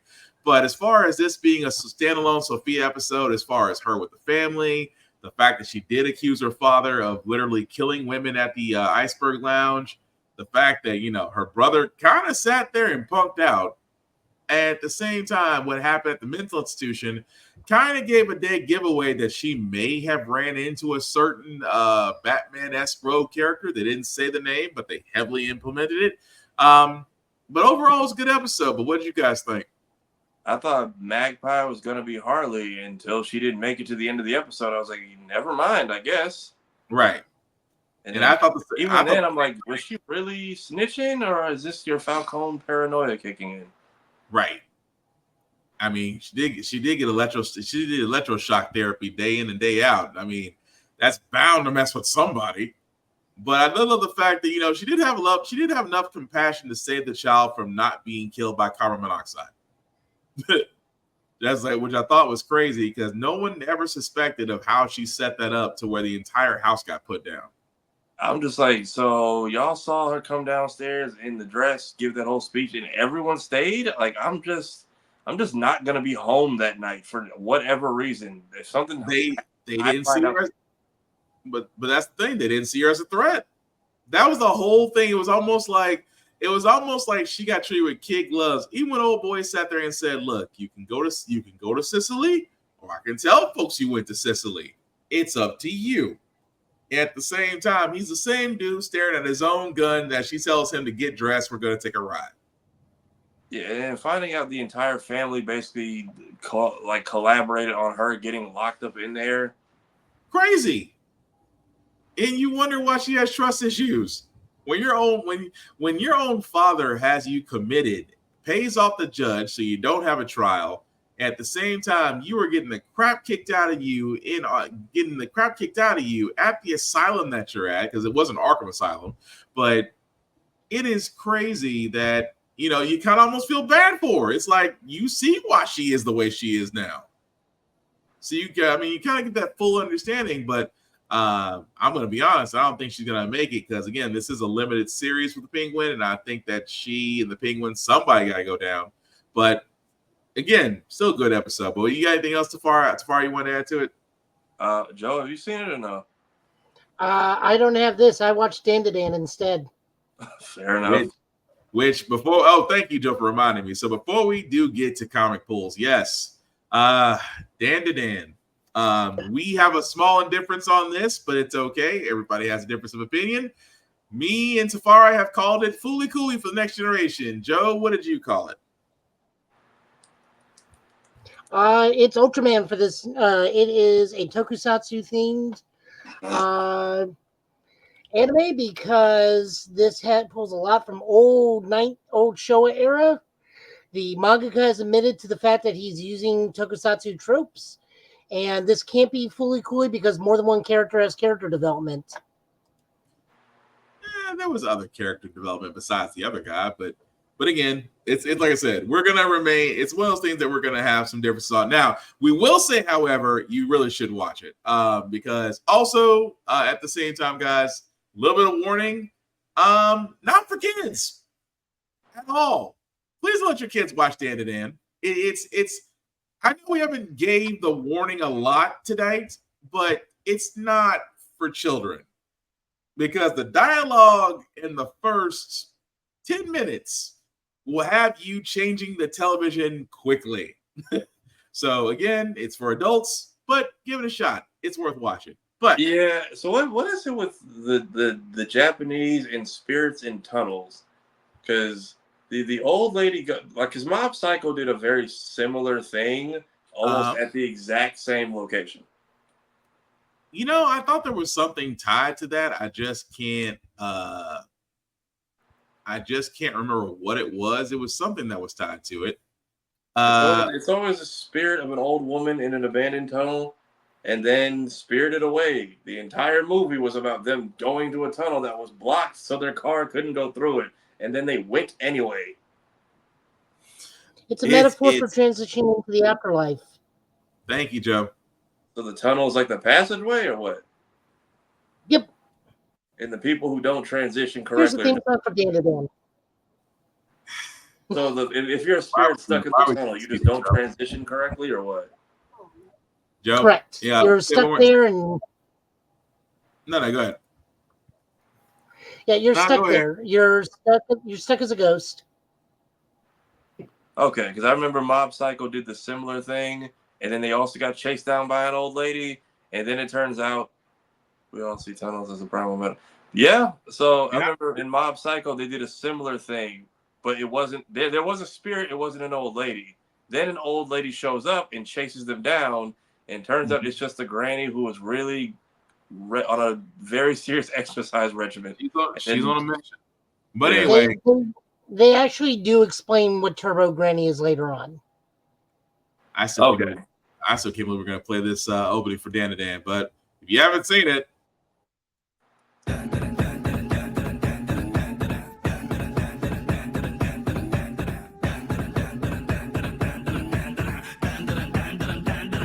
諦めろバルやからあんたらなんかじゃたばらってもかなわんクワバラクワバラクワバラ目にも止まらん速さくたばらんたまらん下がらん押し通すわがままそこだけには邪魔だ俺はもう一人のあなたサラちゃんカヤちゃんワンサカ嫁の国ワンダラごく途中になんだが4時44分待ったら4尺4寸4分さながカメラジャパンから呼ぶ声がしたんならもう一人お疲れ様や入れた入れた入れた入れた入れた必死で入ってた先で霧は晴れた猫と僕がうまく噛み合ったら痛みが重なったら心から頭見てゆくなんだか背中に今羽が生えたならば暗闇からさらば飛び立ってゆく体心から頭懐かしい暖かさ足元に今花が咲いたならば暗闇からさらば飛び立ってゆく体なんとだって生きるお前や君の中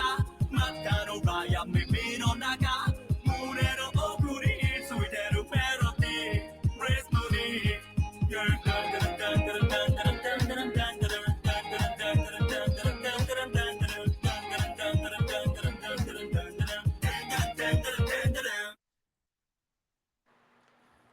That's a lot. That's not what I want to do. There we go. So the actual music video, every bit of that theme song tells you what's going to happen this season. I can kind of see it. So if you look up the actual music video for by Creepy Nuts, which is hilarious. It's even crazier. Okay, but if you watched Pharrell and whose movie is out right now, he did a similar thing a year ago, almost exactly like that. So if you look up even just the thumbnail, look up like Don Don Creepy Nuts, and you'll see it's like a carousel of like claymation, and then look up Cash In, Cash Out by Pharrell and play them side by side. It's damn near the same thing, but they did their own version of it, and I think it's cool. It's like I think it's called zoetrope animation, where it spins and each figurine tells a story as it moves faster, so it plays as a fluid animation. They kind of did the same thing with Daft Punk's Around the World with People. I'm learning new things. But so that opening theme song actually tells you the entire season. So I know exactly at what point the season one's going to end. It is. Yeah, I can kind of see all the monsters and the other characters and his actual testes at some point in the actual opening. Yes, that's true. They are the forbidden word of Kintama. So I didn't even know what it was. I just kept seeing all the hype around it because one of the people we interviewed at shout out AJ Beckles at MomoCon is the main character. But yeah, the dance, that theme song, they're gonna have a hard time letting that go for the next season because that has taken the world by storm. Well, I mean, you know who Creepy Nuts did the last theme song for that went viral, right? I feel like I should know because it's not the first time I've heard that name. They were the guys that did Bling Bong Boom for Marshall. That's who it was. So I never watched Marshall, but I saw everyone doing the dance at BlurredCon. Yeah, great. Now it's stuck in my head. Thanks, Joe. So, like I said, like the opening also has a lot of old school Ultraman isms from the original Ultraman series. We'd have the silhouetted monsters and silhouetted aliens. Even in the episode, the aliens do the Ultra Beam to Okura. Like, just flat out, just do the whole T-pose shot with the blue beams. Yeah. Shoot him into the wall. The weird psychic powers are from Ultra Q. We're going to be getting Kaiju at some point. The mangaka himself has even admitted to being, I'm a giant Tokusatsu fan. If you look at the chapter 1 of the manga, Okura is doing the Ultraman energy pose while Momo is doing Kamen Rider's pose. So, it's this giant thing. I mean, I see the Fully Cool thing because it's so high-speed manic, but that's just Studio Saru doing God's work at this point. Because this is some really good Sakuga animation. Yeah. Also, the Grandma's 80. Oh, the Sims have come out in full effect for the granny. She will be Rule 43 by tomorrow morning. She's the new Granny Tsunade. Yeah. Minus the magic, or minus the BBL jutsu. She's got her own spirit medium powers keeping her young. You think so? Oh, yeah.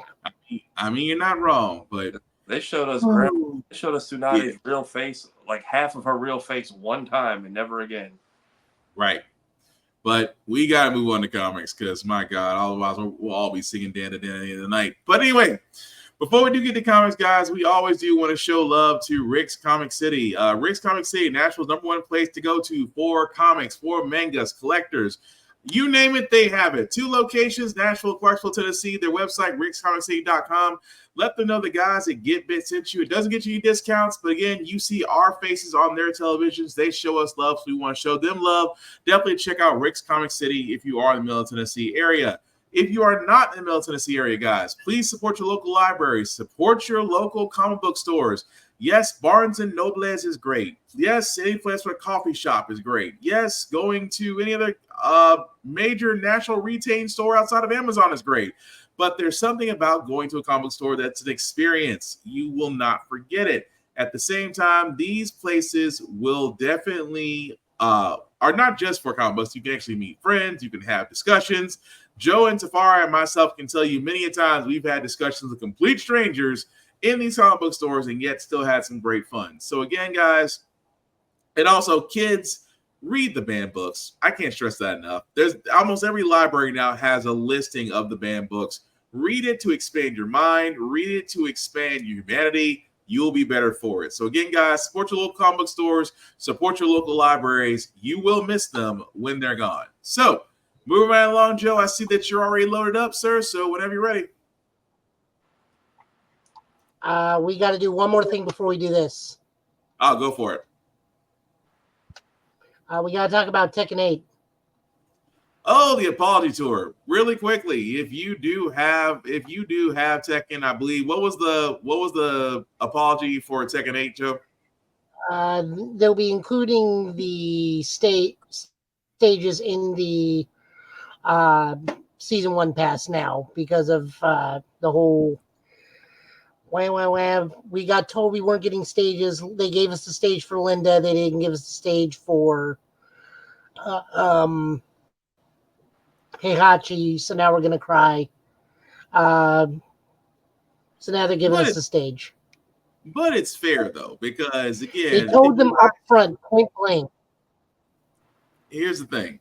I know they said up front, and I'm not taking away from this, but here's the thing. And again, not to take away from the fact that some people do have a point.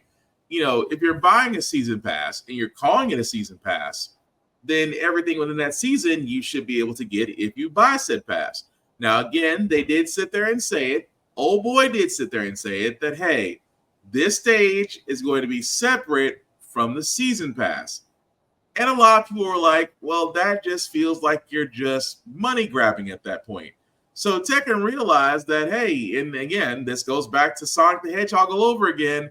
If you bully enough of you people, bully somebody or bully a company, watch how quickly things change. Ergo, Tekken apology. So again, So does that mean we can bully Sega again and make them give us Sally Acorn as opposed to Amy Rose for the next Sonic movie? You can try. Worth a shot. My man, you can definitely give it a shot. If enough people complain, look, we saw what happened when they had to pour more money into drawing Sonic accurately. So you never know. I'm just saying. Look, he got a home. He was in the Chip and Dale movie. He got that CSI Miami, CSI Orlando bit. Still, I can see that though. But again, like I said, it's one of those things where, again, you have to please the fandom. But at the same time, don't call it a season pass if you don't purchase. If everything that comes out during that season is not available to you after you pay that amount of money, because money's tight no matter who you are, unless you won the lottery. But that's all. That's just my 2 cents on it. But I do see you do have Green Lantern up though. Yep. Green Lantern. This is written by Jeremy Adams with art and cover art by Zermanico and colors by Romualdo Fernando Jr. This is the kickoff of Civil War 1. Everyone's running away from Mogo because he's a Red Lantern planet. Mm-hmm. John, Guy, Joe Mullins, and Carol are on the not Thanagarian, Ronian ship trying to escape Mogo and the entire Galactic Empire Lantern Corps. Also, Larfleeze is running amok in the science cell, so that's good to know that we are getting the cores, individual cores back. Good book.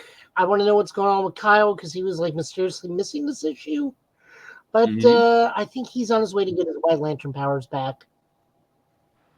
Yeah, but it is a nice issue though. Although the fact of just John and Hal just working in tandem, and guys sitting there telling Jojo, "You might wish I left you, and you might wish I left you chronically frozen." But it was still a good issue though. I like that even Hal points out to John's like, "Up, you used the boxing glove." Mm-hmm. He's like, I was waiting on. He's like, what do you say? I was waiting for a moment and to use that. Mad Max cars. That was, you may want it to Fast and Furious. You gave old boy a diesel truck, but I'm not complaining. It was Mad Max. It wasn't Fast and Furious. That first one was that the back vehicle was, but that's all I'm getting at. I was like, John, really? This is what you could have. This is what you do with your willpower? But okay. Next up is Nightwing number 18. Following Grayson 5 of 5. This is written by Tom Taylor with art by Bruno Redondo. Inks by Cal Felipe. Colors by Armando Lucas. This is it. This is the finale. This is the end of Tom Taylor's run on Nightwing. Mm-hmm. He deals with the Heartless. He deals with the Fallen and Bloodhaven. And then I don't know where we go from here. I'm going to give the next run 3 issues. And if I don't like it, I'll probably axe it. But this is like one of those pinnacle runs for Nightwing where you just need to collect all of it because it was all consistently good. Yeah, the whole Fallen Grayson arc was pretty. The whole Fallen Grayson arc story was great. And like I said, it is a nice wrap up to him taking out Heartless and really kind of cementing him as the, let's be honest, he's kind of like the leader of DC at this moment. But yeah, it was good. It was a good story. It was a good issue to really finish this out on. So I got no complaints. Yep. Wonder Woman number 14, written by Tom King, art by Dan Sampere, and colors by Tomo Mori. As soon as the event happens, the King of the United States kills Steve Trevor, and Diana goes to the River Styx, meets up with him, gets a little memento from him, and then she literally makes a child out of sand, much like her mother made her, and that's how we get Lizzie.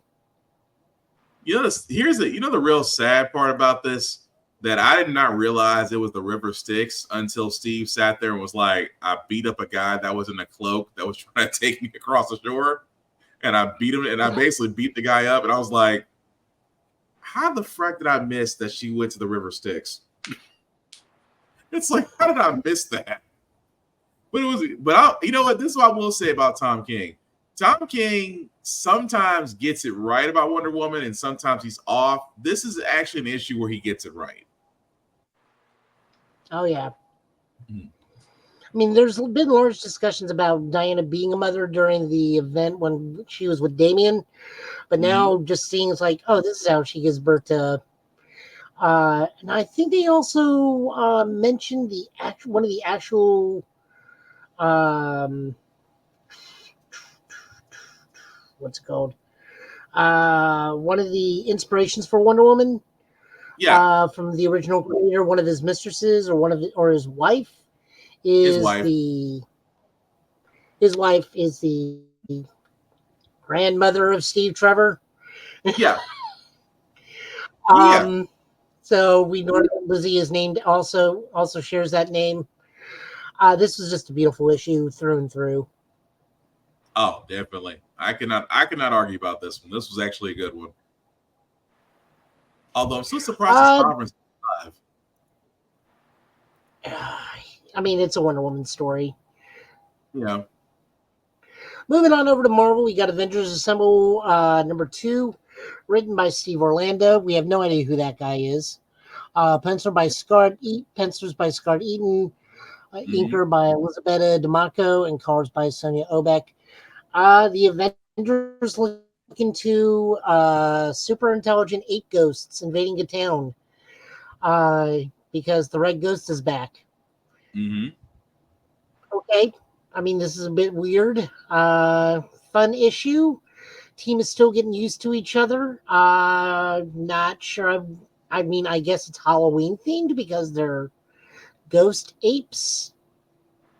I kind of like the fact that Night Thrasher is really getting a lot more camaraderie in this one. Yes. Because that was the thing between him, Cap, and Hawkeye. That was interesting. I feel like Hercules is there, but I feel like the big thing is going to be between these three, the majority of this run. Yeah.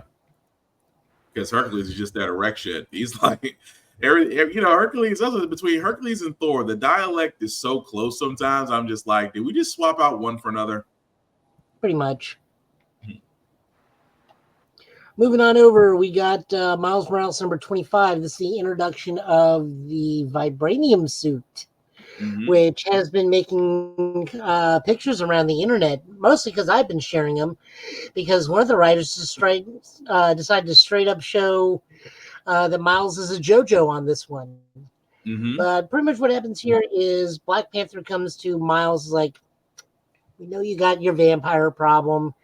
We know that your venom power is what's keeping the vampire problem at bay, but you're using too much of your power. Here's a new suit that's going to regulate your venom power and make it use it efficiently. And then we get, Tafara, do you still have that picture?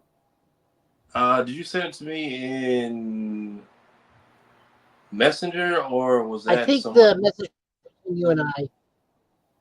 Oh, I was looking for the group chat. Like, what did you guys send? Well, if I got it from him, then I can forward it over. So let me see if it will pull up. Is that, how far into the book is that? The vibranium suit? What Joe's talking about. The JoJo pose. But this is written, but we're getting at, this is written by Cody Ziegler with art by Federico Valentini, color by Brian Valencia. Of course he did a JoJo pose. I'm just afraid to see if I can find it. There it is. Actually. Yep, I got it coming down. I got it. Okay. Yep, I got it. Hang on, Joe. I gotta bump it for a second. You talking about that? Yeah. Where he walks the JoJo pose toward the vulture? Yeah. You're approaching me. Yep. Good God. I was like, I didn't think about the time I said, oh, wow. No, I did not fantastic. realize that. Yeah, that is the JoJo pose. I completely did not pay attention to that. Yeah, this was a fantastic read. Miles never disappoints. Nope. Moving on over, we got X-Men, Uncanny X-Men number 4. This is written by Gail Simone with art by David Marquez, colors by Matthew Wilson. Rogue goes and takes on the thing that decides to nearly kill Wolverine. The kids the house that the Uncanny X-Men are using are being attacked, and Gambit and the kids got to defend it. Although I do love Wolverine at the end is like, okay, I can't see, but I'm still going to fight. Just point me in the direction. That was still fun.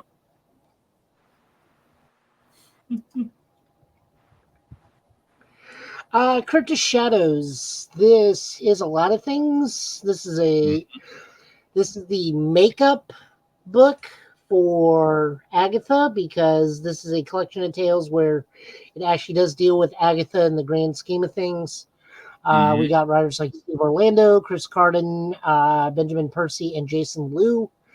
My favorite one was actually the Green Tide, where it was Man-Thing and Namor teaming up. Yeah. But all of it in the Green. I was gonna say I was gonna agree with you. That and bad reception. I did like that story. Yeah. In the grand scheme of things, this deals with Agatha because it's also tying into the Scarlet Witch book itself. Because Agatha's apprentice is going to start becoming Wanda's apprentice here in a little bit, Amaranth. Yeah. So, interesting book, good Halloween thing, nice tie into Agatha all along. Much better read than that Contest of Chaos that was supposed to come out originally for Agatha. Right. This made a lot more sense. Definitely that, because I'm trying not to forget the other thing, but no, that was definitely a good read. Ultimate Spider-Man number 10, written by Jonathan Hickman and guest artist David Mensa. This was okay. A little bit less Spider-Man-ing, more about Ben and Jonah trying to get information, I believe, on the Kingpin and questioning stuff like Gwen and other sources. I keep forgetting that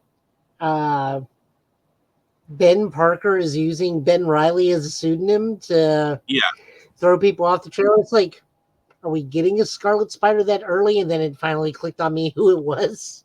It's like, oh, no, that makes sense. But at the same time, I see the name Ben Reilly and I'm activated. I know you are a Scarlet Spider fan, so that makes sense. Good book. The cover, as usual, is misleading. Harry does not kidnap Jonah. This is just a callback to an old Spider-Man issue. Yeah. A little slower than what we've been used to, but still good. I think this book is far exceeds the normal day-to-day Spider-Man book. That may change because I think it's changing hands next month to Joe Casey. Yeah. Mm-hmm. So we'll see what that's like. Although seeing Harry turn around and just I don't know if I was going to come here to stop y'all, but at the same time I was like, here's this jump drive with everything on it, and you might want to go back to Felicia. You might want to go back to Felicia about this. But no, good issue though. I do agree with that. Also check out Ultimate Black Panther. Again, that is completely a good book as well. And also, also The Current Storm Storm needs all the love that you can give her right now. So if you can, definitely keep that out, because the first couple of it, the first run of Storm has sold out. It is went into second and third prints. So if that doesn't tell you anything, and me, Joe, and Tafara have been saying this, these comics survive basically off of what is actually being purchased. So if you're purchasing them off the shelf, they will continue. If they're staying on the shelf, they will not continue. It's simple as that. What did Verb say? I just reread The Nice House in Lake 1 and 2. I recommend for a spooky read. Cool. That's Appreciate some that. spooky stuff. I can't read that. Wait. Verb, before we close out, Verb, is it Goosebumps spooky, or is it like Stephen King spooky? There's a difference. Scary Stories, the novel, that old school novel. It's that type of scary. Okay. That's not bad, but I mean, it depends on your level. As we get closer to Halloween, it depends on your level. But thank you, Joe, for the comic book pulls. As we do wrap this episode up, let the people know what you're doing. Tafari, sir, let the people know what you're doing. So you can find me under this name on all platforms. I usually post on Mondays to try and make them less terrible. Current skit out is anime fans trying to find a new fandom and how Jujutsu Kaisen fans can't be trusted. So if you're at New York Comic Con, drink water, please. Have fun, stay safe. Seems like everybody's having a good time out there. We also do videos and such on the Blurred's Eye channel Monday, Wednesdays, and Friday. So I usually put the clips up, the highlights, the reactions, the recaps. So we have a lot of fun with those. We are chasing 4,000 subscribers. We are about 70, 60-ish away. So please tune in for those. Trying to get into streaming, but working on some things behind the scenes. So stay tuned for that as well. All right. Joe, want to let people know what you're doing, sir? Trying to survive.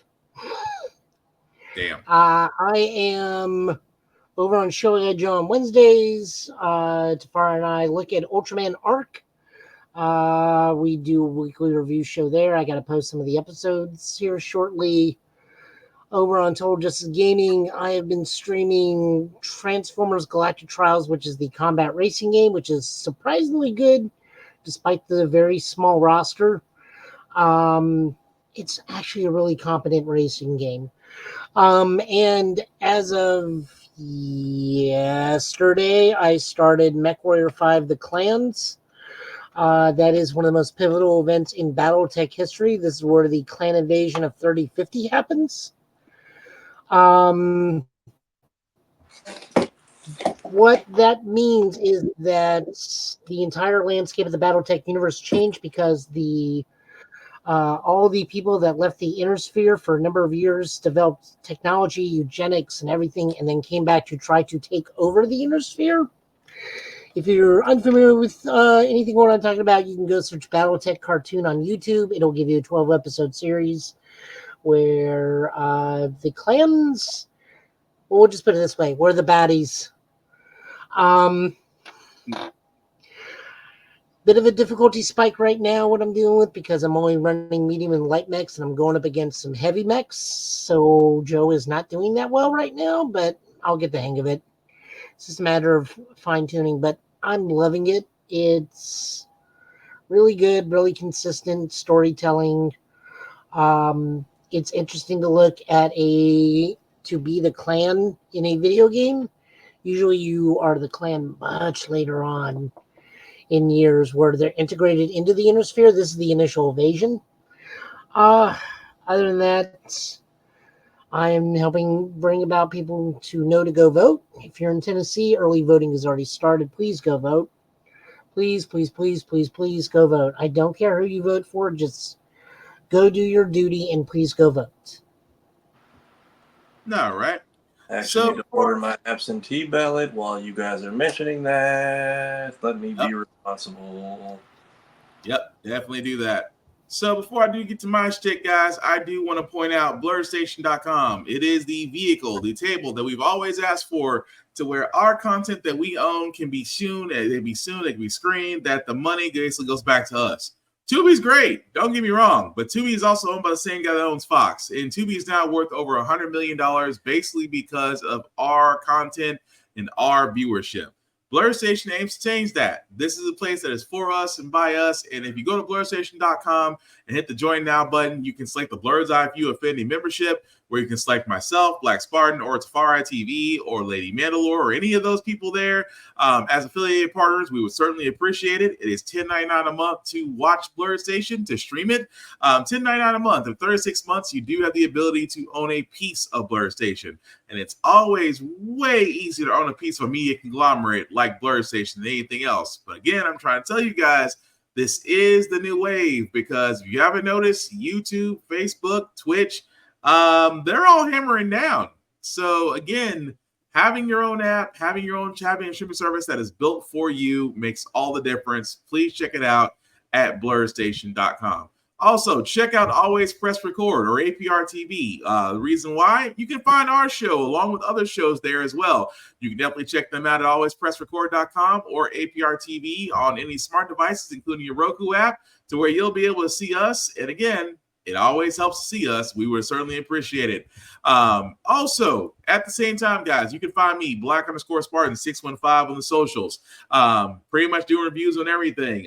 As me and Tafari both do, we're also on Blur's Eye View, which could be seen every Tuesday and every Thursday, along with Lady Mandalore and others.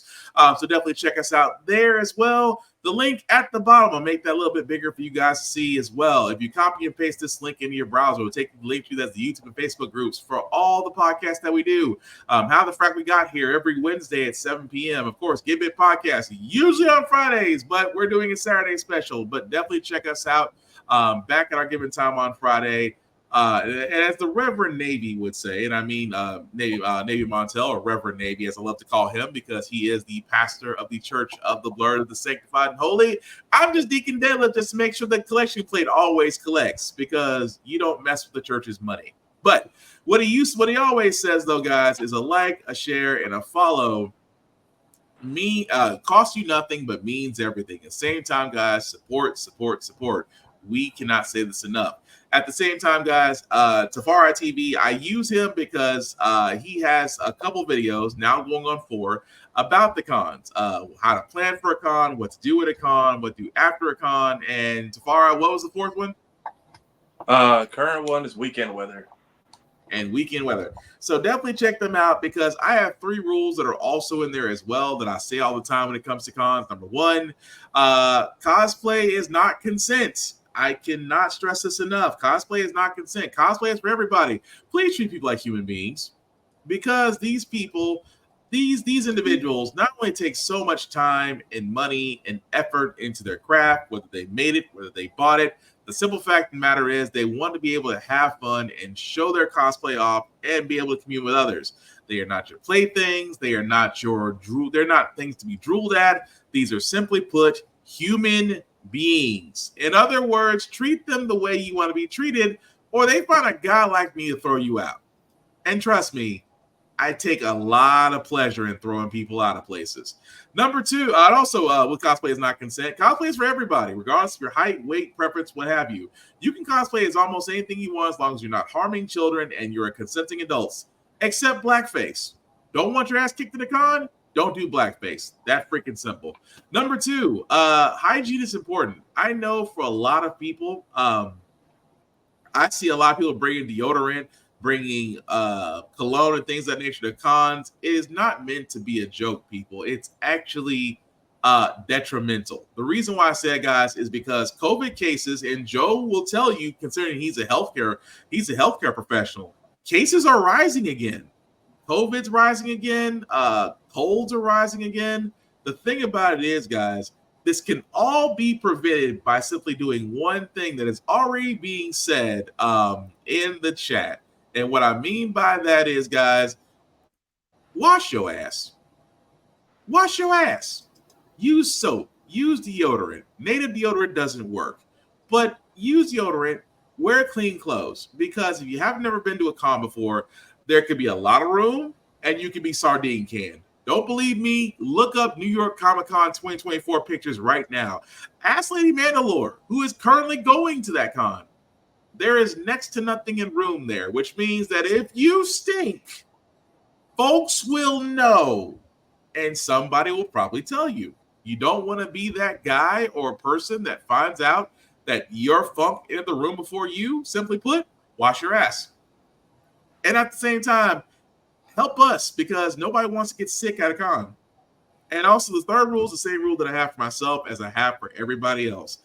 Y'all, this world is cruel, this world is unkind, and at the same time, this world can be a whole lot better if we simply put, be nice, be kind, talk about your fandoms, discuss your fandoms, debate your fandoms, but don't be a dick, and we'll all be cool. But as we wrap this up, guys, again, this was an episode that a special episode that because of life, because life got hands, decided that and thank you, Kira, and also wash your cosplays, because some of y'all be funky. I will say the funk levels have exponentially diminished. Cool. The word of the gospel spread, and I appreciate that. But as we wrap this up, guys, please join us here again next Friday, hopefully. Same Gigabit time, same Gigabit channel. We'll talk about the news of the week as well as what we may find out. Because again, New York Comic Con is still going on. We might see a Wolverine trailer tomorrow. We might see a Daredevil Born Again trailer. Who knows? We might see a lot. We will cover it next week, however, and pretty much go from there. And as Joe said, not to be political, but we're going to be. Please go to vote.org. Please check your registration. Please check where you can go vote. I know if you're in the Middle Tennessee area right now, early voting is open from the 16th to the 30th. You'll be able to go to anywhere you want to within that list, but just go to vote.org to actually find that out. And again, do your civic duty. Nobody wants to see a second coming of the expired Doritos Locos Taco Strike Back. But with that being finding out vote by mail for Florida has some new steps that are a surprise to me, so this will be fun.